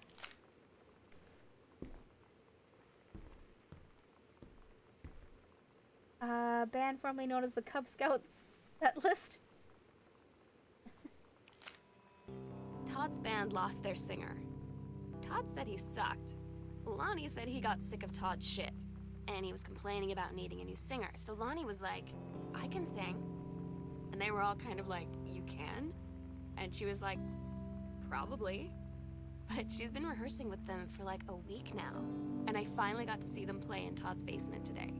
And she's actually really amazing. I feel so proud when she's on stage.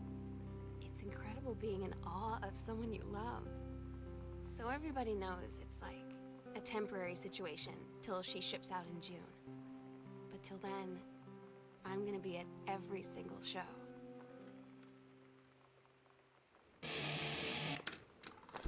Alright, we're gonna pop that out.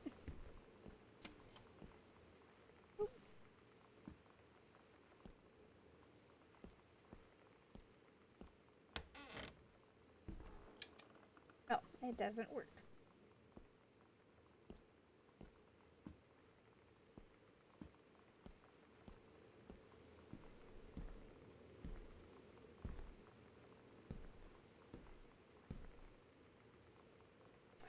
It's like a drug. The first time was in my room in the middle of the night. I woke up and Lonnie was kissing me. The clock said 3:13. Her face. Okay, not reading any more of that. Alrighty. No. So apparently, our sister didn't want to read that. The power of screen capture. It's like a drug. The first time was in my room in the middle of the night. I woke up and Lonnie was kissing me. The clock said 3:13. Her face was spectral in its dim red light. Then I could feel her. It was different than any time I've done it myself.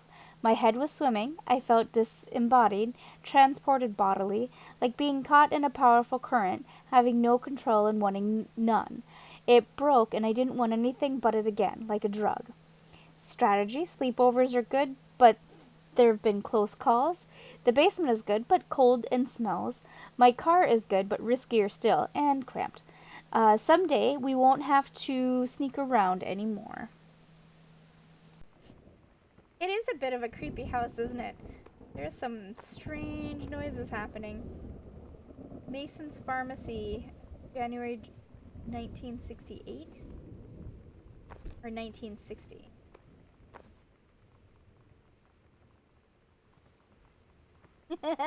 Apparently not. I just got to the part where they were kissing and our sister was like, no. Hey Sam, I'm writing to you from Multnomah Falls.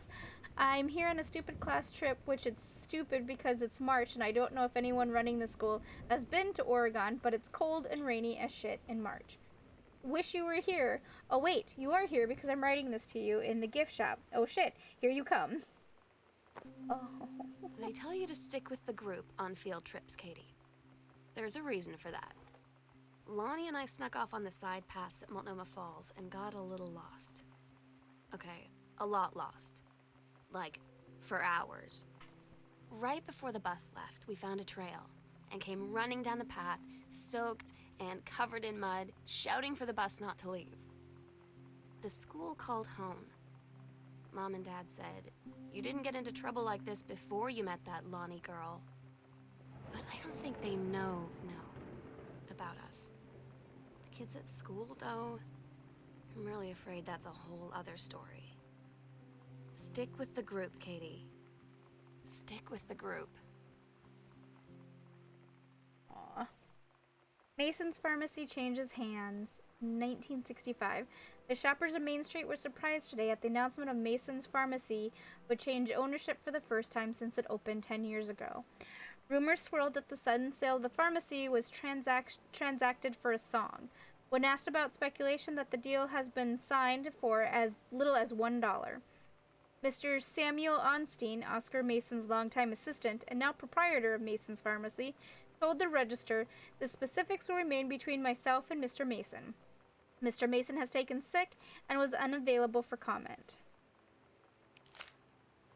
Interesting.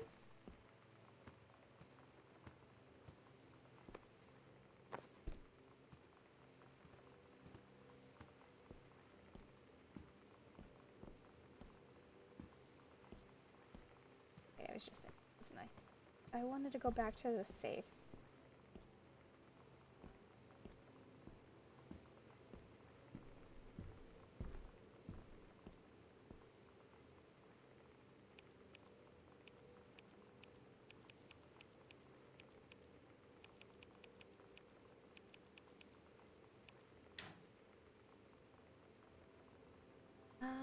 Oscar Mason's return to sender. Mary Greenberg, return to sender. Okay, let me see if I can get this.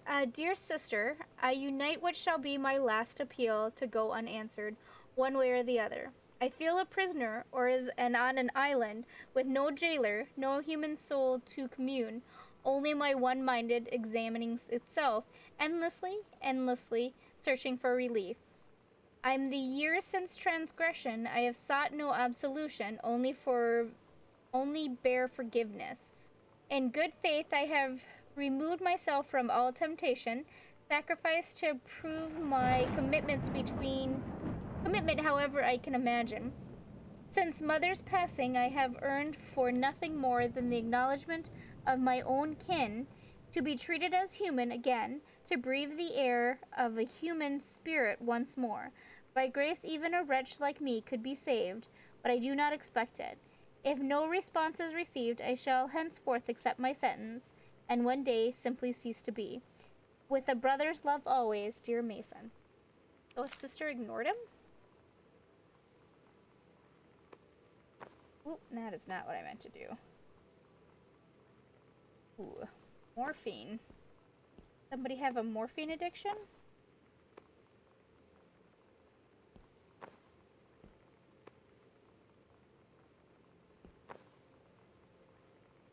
Nope, I didn't want that.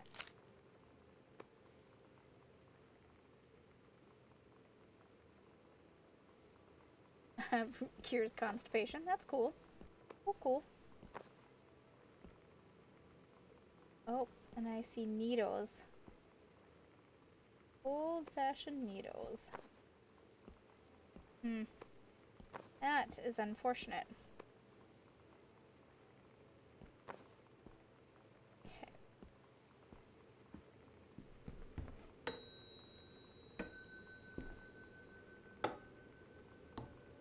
Oh, it must be broken. Oh, maybe.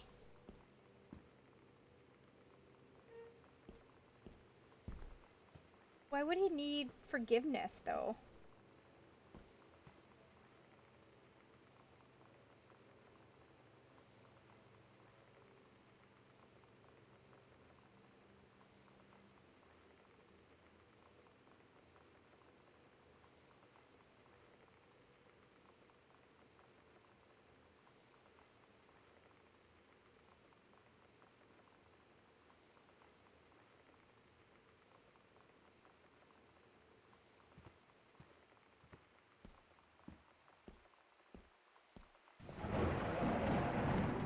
This right here, I don't know if you can see it in the thing. There is a pipe that's hanging right down there. In the glow of this doorway, it looked like a noose. The psycho house girl. The coolest stuff about being the psycho house girl. Cool thing 1. Everybody in the hall thinking you don't know. They're looking at you and whispering as you walk past because I guess they haven't heard a peripheral vision. Costumes, skeletons, and devils. Cheerleaders from the Smells Like Teen Spirit video. One girl dressed as Jackie Kennedy. That's a lie to mom and dad situation, but it was so worth it. The girls on stage were just so loud and real and awesome, and everybody was moving together like one huge tide of sound. Okay, so we came from there. Those are sister hiding here? Vipers. Heard enough. What else are we looking at?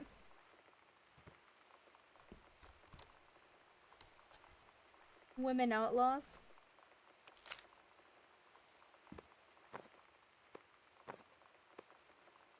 Heavens to Betsy. Yeah. Kind of funny how coincidentally every time you find a cassette tape, there's a player right nearby. Alright, dump that out.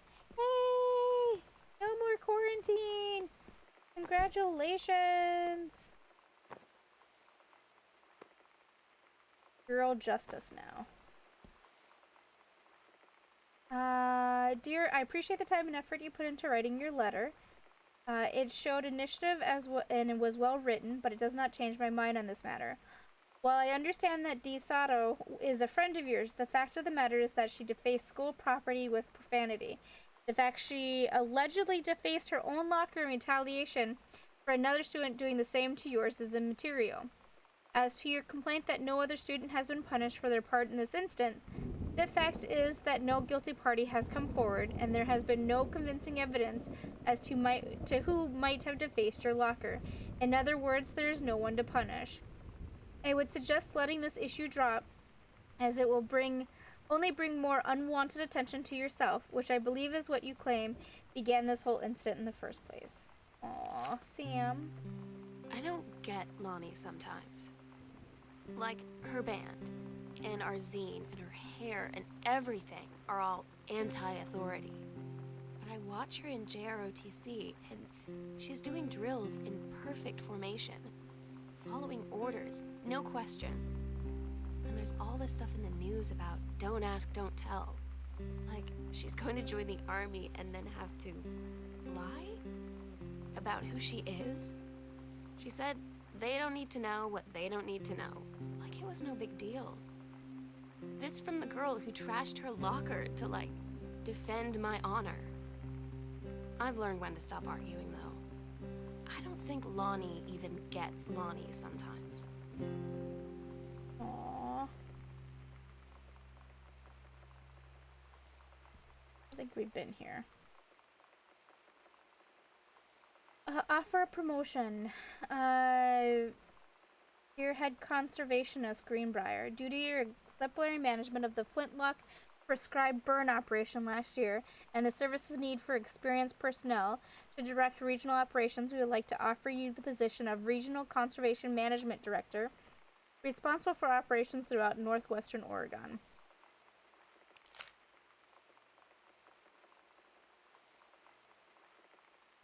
What was that, Ira? She was learning Spanish.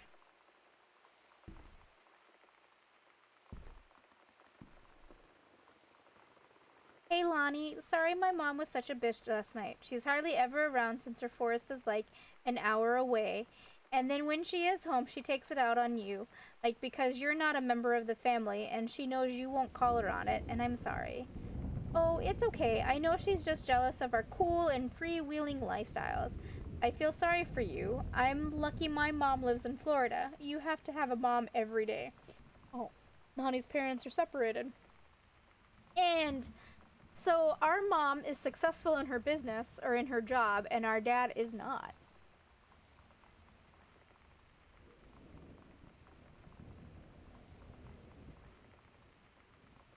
Oh, I don't know. We'll have to see.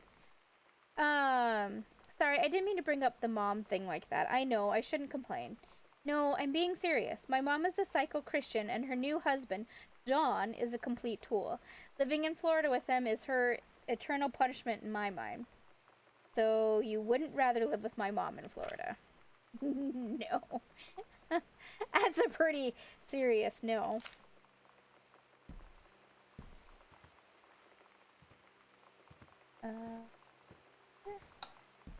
There we go.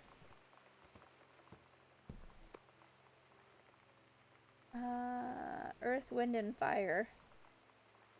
Oh, I don't think you were as being as secretive as you thought you were, dear Sam.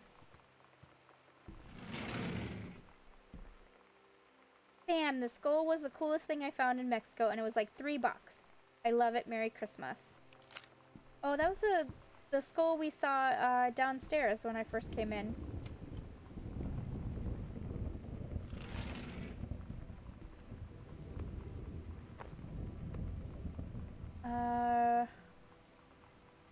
Take care of our force. Hey Jan, I got 2 tickets for EWF on Thursday, but my girlfriend says she doesn't want to go. Her taste in music rears its ugly head again. So that leaves me with an extra ticket that I thought you might be interested in.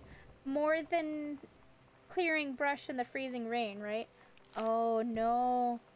Oh no. Is our mom having a thing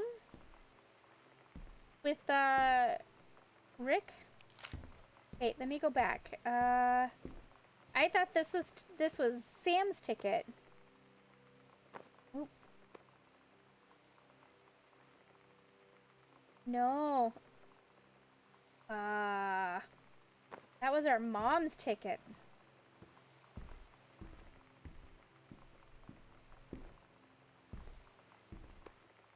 One of my postcards. Hi, Mom and Dad and Sam. The Vatican is weird. As you can see, the Catholic Church still has a lot of money left over from the Middle Ages. I got to see all of the art, including the Sistine Chapel ceiling, and the sculptures by Michelangelo, Donatello, and the rest of the Ninja Turtles. Mom, we'll have to come back together. I would love to be here with someone who really appreciates the history behind everything. Also, Sam, they have various relics, as in pieces of important dead people, and so you should probably come too. Next stop, Barcelona. Calm down, Dad. I won't get gored by a bull. Probably. Love, Katie. God, no butts in heaven.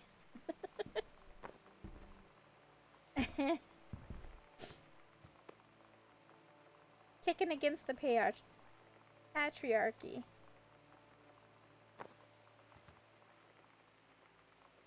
A disciplinary referral, student Samantha. Distributing inappropriate materials on school grounds. Phone call to students' parents, out of school suspension for a few days. For handing this out? Sam, since you refused to hear us out this afternoon, your mother and I are putting this in writing so that we are absolutely clear. You are grounded for the rest of the month from social and telephone privileges and from using your car for any time except going to and from school.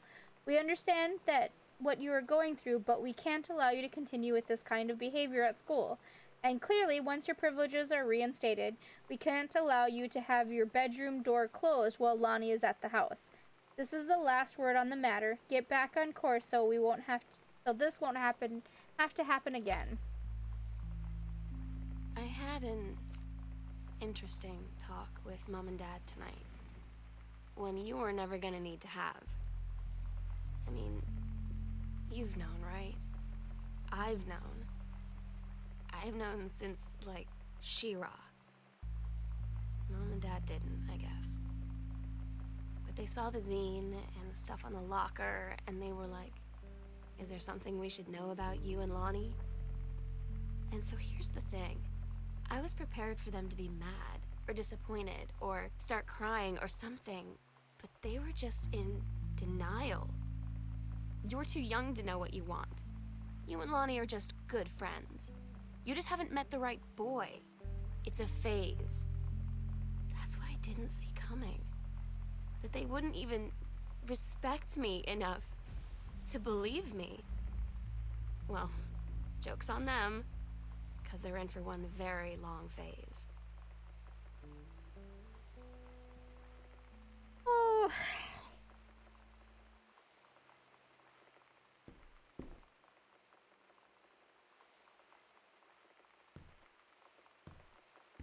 I get that they were laying out the groundwork that the parents weren't going to be overly accepting, but oh my goodness.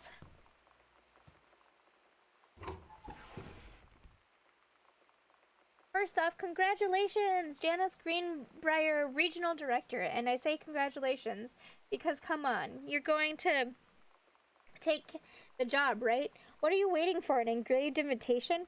Call them back. But in the meantime, let's discuss this little outing you had with our favorite flannel-clad hunk. What a blast. But you sound like you're reading a lot into an innocent night out. You're sure there's something there? You said he has an out-of-town girlfriend. You're sure they're not serious? Okay. I do have to figure out, so we have to figure out when we'll see each other next in person. Enough with the letters. I owe you a congratulatory margarita, boss lady, soon. Carol.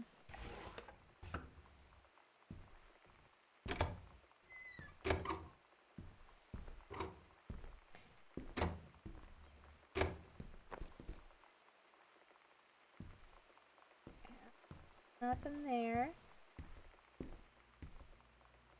Grab crumpled manuscript. The accidental warrior. Don't give up on this, honey. Well, that was supportive of the wife, anyway.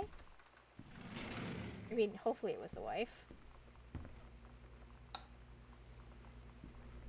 Why did you get so creepy in this hallway? Okay. Oh. There's gonna be a tape somewhere. Mr. and Mrs. Jonathan Blair request the honor of your presence at the marriage of their daughter. Wait, when's the date? June 19. Sam schedule working at Crown Burger on Bethel. Oh, that makes sense, all those Crown Burger coupons. Alright. No! No, I don't want that. I want to open the fridge. What do we got going on in here? Raspberry jam. Sweet pickle relish. Oops. American sandwich slices. Fake cheese. Ketchup. Russian dressing.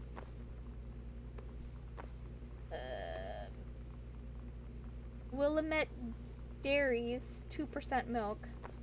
Oh, and then there's milk up here? Who didn't like the 2%? Hola. Open the freezer? We can open the freezer. Well, not our problem. Oop. Why? Oops. Finest cookie caramel ice cream. Put that right there. Oh, we'll read that story in a second.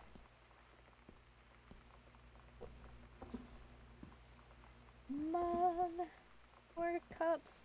Okay, back to the freezer. Fish sticks. 100% whole minced fish.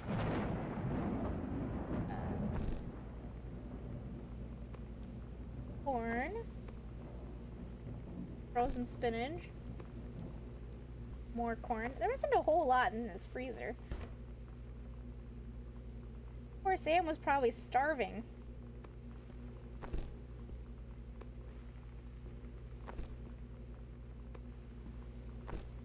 There you go. Sort of put away. I left the ice cream out in case someone wants any.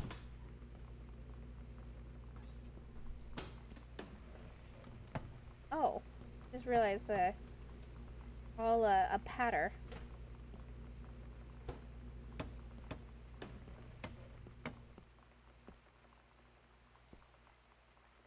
Marker, cup. Congratulations on your new position. Well, she did accept it.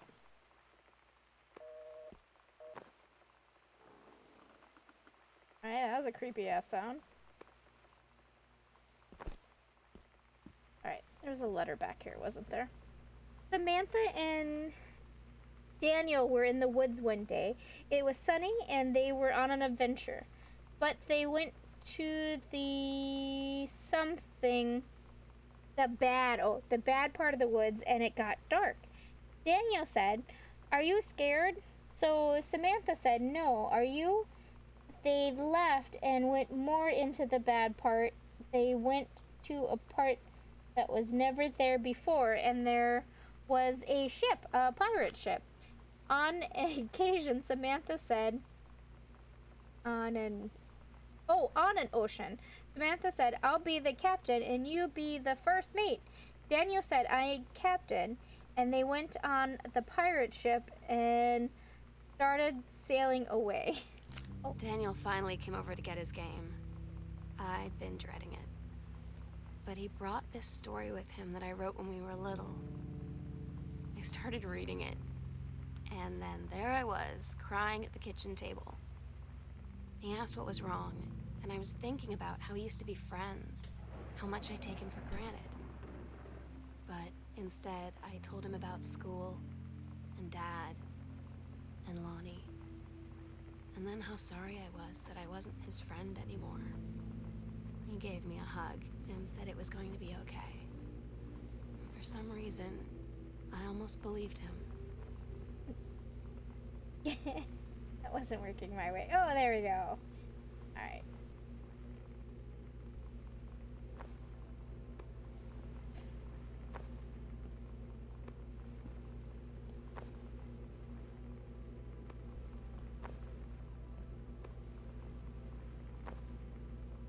So,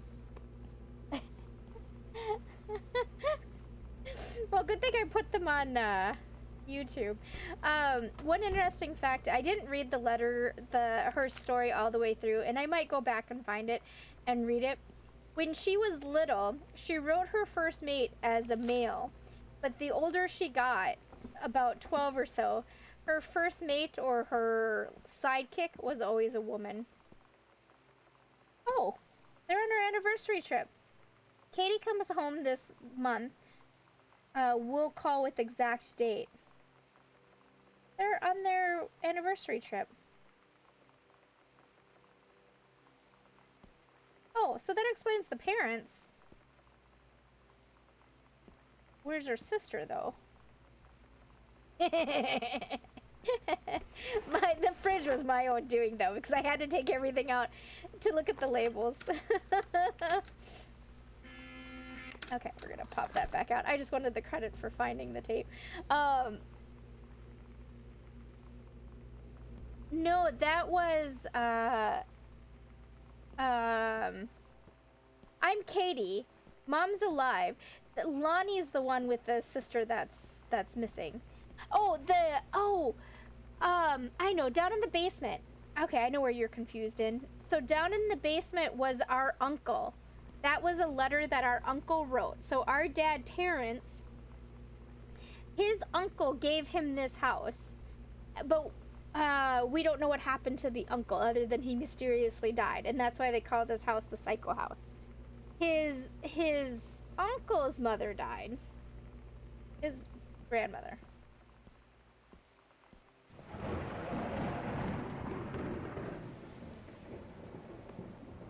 The accidental pariah. Oh, wait. Unknown dimensions. Dear Mr. Greenbrier, first let me say I hope this missive finds you well. Hell, it feels like a goddamn miracle that it finds you at all. Did you know how long we've been trying to track you down? Worry not. We aren't the feds, the men in black, or any other sort of creeping fascist hobgoblins. In fact, we're on your side. Let me start from the beginnings. Unknown Dimensions is what you might call a specialist publishing house.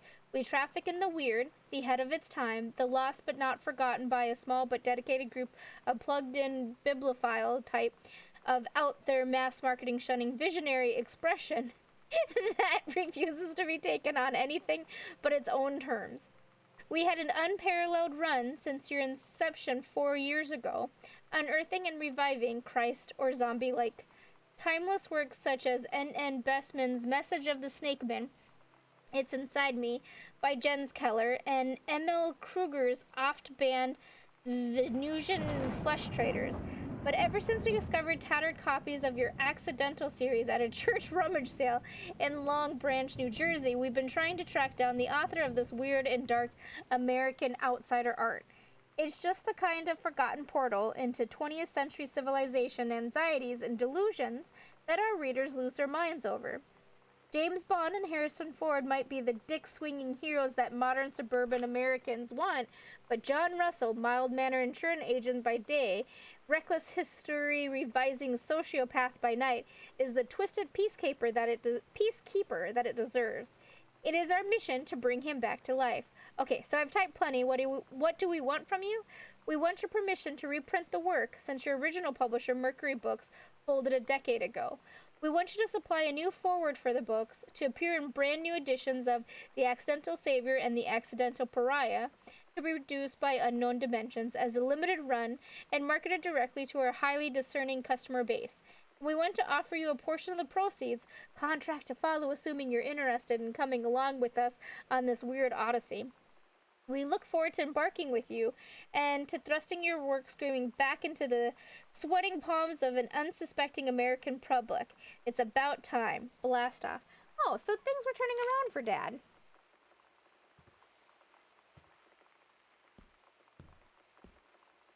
Sam, your mother and I will be away for a long weekend celebrating our anniversary, June 3rd through the 7th. We will be camping in the gorge, but we will give you a call on the way home. Sorry the kitchen is still mid-renovation. Never trust a contractor. $40 is on the table to order pizza while we're gone. Be good, Dad. Oh, yeah, they're on their anniversary. It's fine. Okay, so they're good to go. There's our recycling. Sam, ask me about clown combos. Oh, Sam's uniform is in the garbage. Lonnie, my parents are leaving town, so we'll have the run of the whole house till you leave. Imagine actually spending the night in my room instead of sneaking up to our usual spot in the attic. Not that the attic doesn't have its musty allure, but my bedroom is warmer. Sam, we should defile your parents' bed while they're gone. That'll show them. Lonnie, you're gross. Never change. Sam.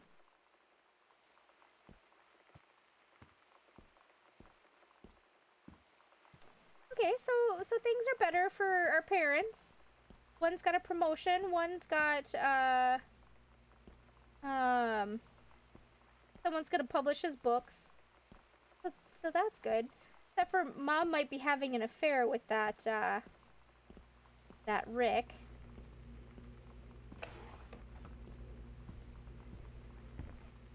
I came from that way, didn't I? Yeah, I did. Okay. Yes way.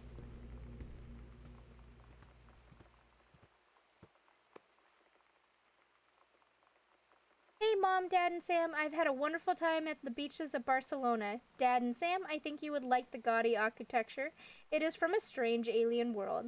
I'm headed to my final destination, Amsterdam. For how long? That depends. I'm running low on money. I will look for a cheap standby ticket and call you when I'm headed home. Sorry for the short notice. Can't wait to see you all again. It will be good to be home. Love, Katie.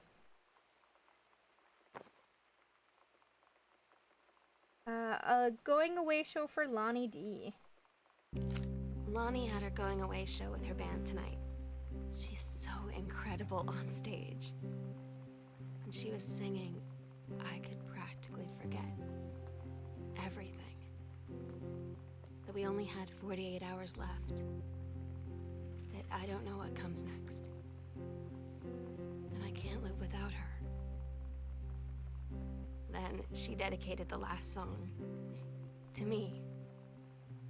And I couldn't take it. I was out on the curb in the alley, sobbing till my ribs hurt. I would follow her anywhere, Katie. But I can't. Where she's going. After a long time, she found me. She said she was sorry. She said, I wish things could be different. I just wanted to make you happy. I said, I don't think you can anymore. Aww.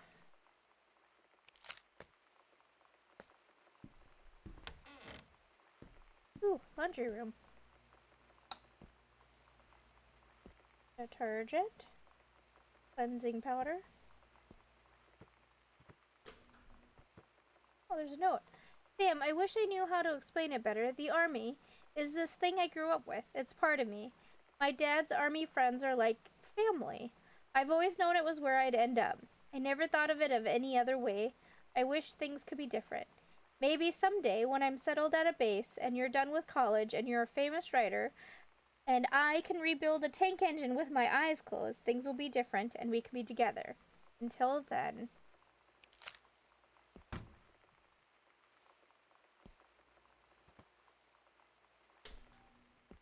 I am really hoping I'm not going to turn a corner and find Sam's body. That would not be how I want this to go.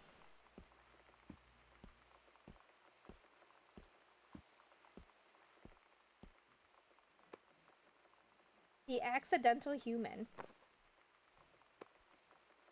Accidental pariah. Dear Kaz, from the pen of Terrence L. Greenbrier, I can't tell you what a joy it is to see John Russell back in print. Thank you very much for sending along copies of the new editions. The cover art is really something. I know you said that Unknown Dimensions isn't in the business of printing new material, but this revived interest in my work has brought on a wave of inspiration, resulting in a manuscript that completes John Russell's journey, which I think you may find intriguing.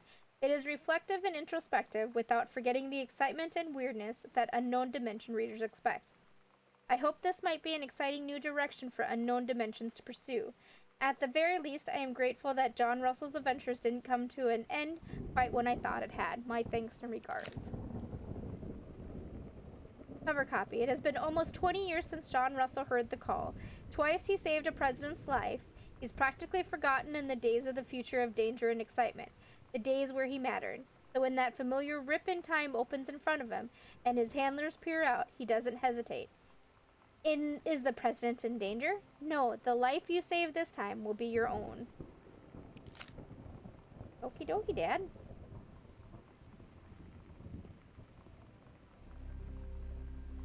Secret door. Understairs. Where will we do it? Midnight final preparations. We agreed our last night together would be our happiest ever, and we'd forget tomorrow was going to come at all. It worked for a while. We had a good time seeing Oscar off, then ran up to the attic to look through our photos, to find one for Lonnie to take with her. And looking at them, I realized they were all in the past, and there wouldn't be any more. I didn't know what I was going to do. And I cried. And she held me. She said she knew it was hard, but life would move on. I said I didn't want my life to keep moving without her. That's when she cried too. I was so exhausted. I must have fallen asleep like that, in her arms. In the morning, I woke up, and I was finally alone.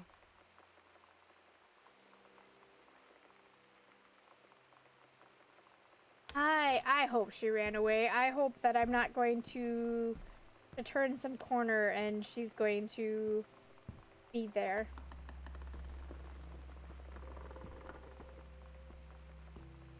Oh, alright. Possession and exorcism. Okay, well, she's not in here, so...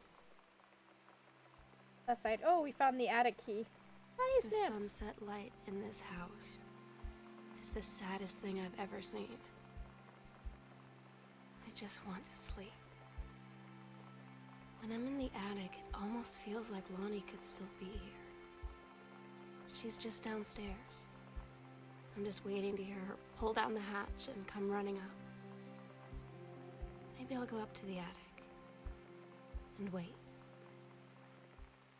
Oscar. Alright, we're gonna go up to the attic. Sam. Don't break me.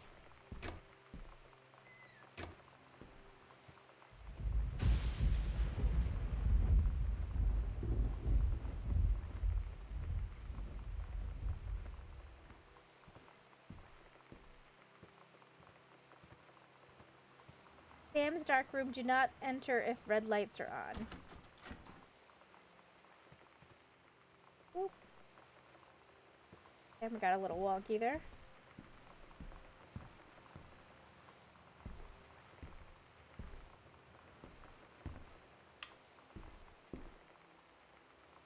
Sam, I'll always remember what we had. Kick ass and stay strong.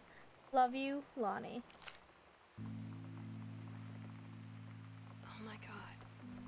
Katie, I fell asleep in the attic, in Lonnie and my old spot, and I missed the first 2 calls. I just barely caught the third one before the machine got it.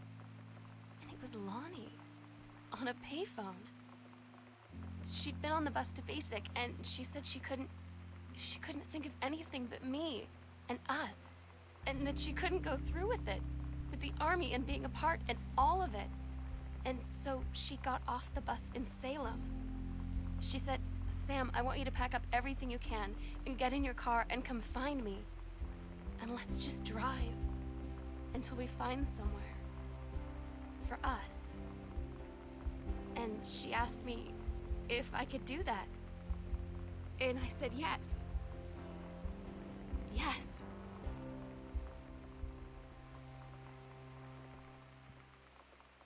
She did run. Okay. I'm okay with that. I was terrified I was going to come up here and she would be up here not alive.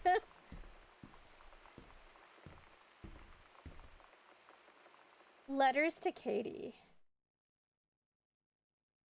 Do not read if you're not Katie. Katie, I'm so sorry that I can't be there to see you in person, that I can't tell you all this myself. But I hope as you read this journal and you think back, that you'll understand why I had to do what I did. And that you won't be sad, and you won't hate me, and you'll just know that I am where I need to be. I love you so much, Katie. I'll see you again, someday. Love, Sam.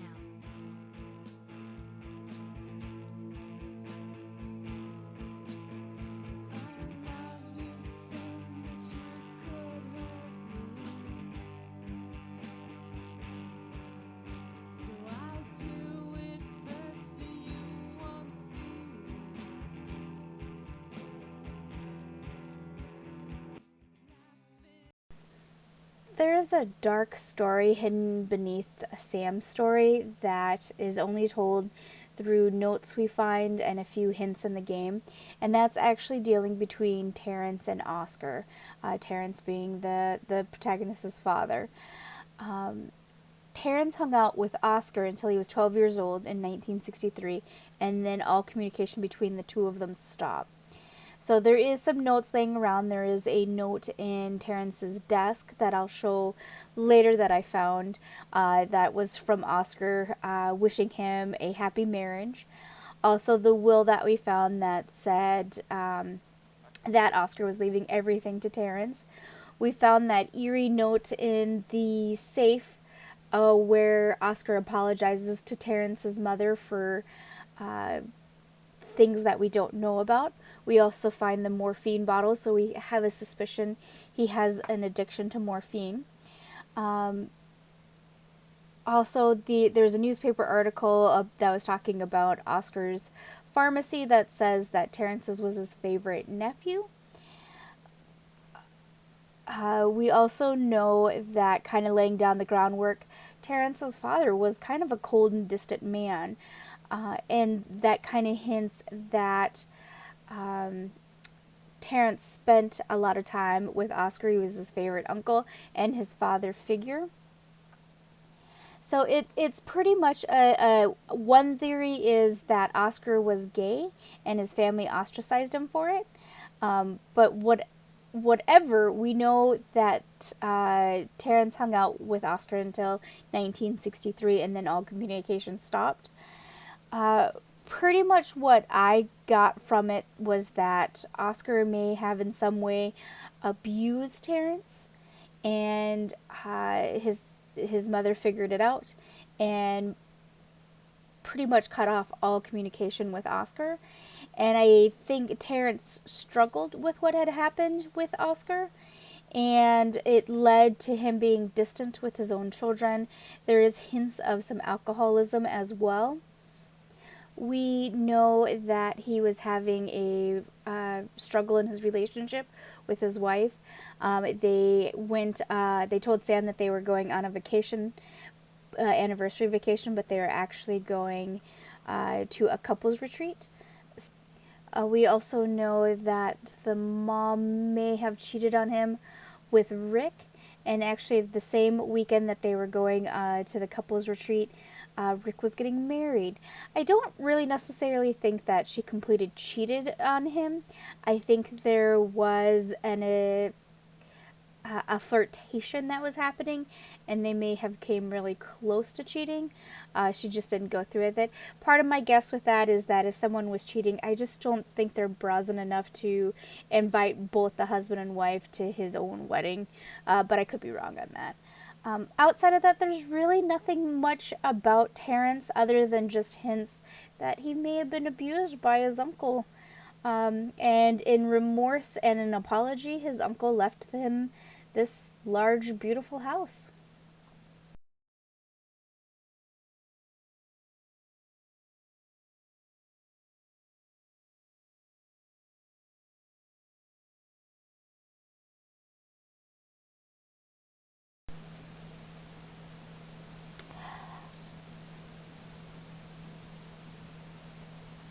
Dear Terence, I write on you what I hope and imagine is a joyous occasion.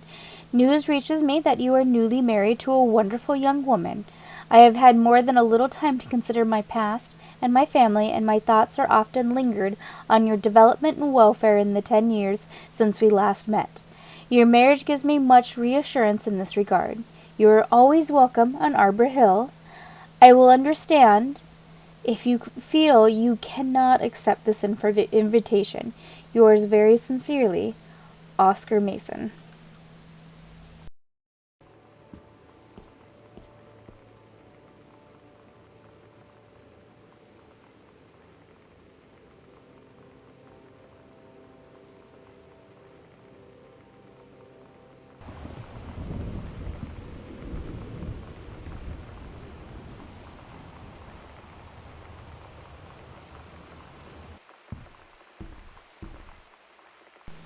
If you look at the data that she visited the salon on 2/22, she had the concert she went to with Rick at just the next day. Mama got gussied out.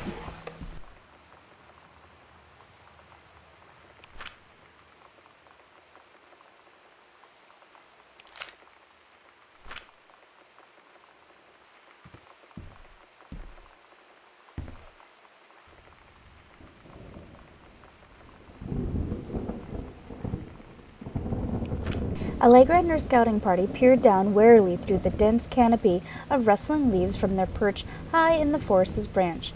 Mere feet away, sunlight shone brightly off the inner ice walls of the glacial basin in which the forest grew.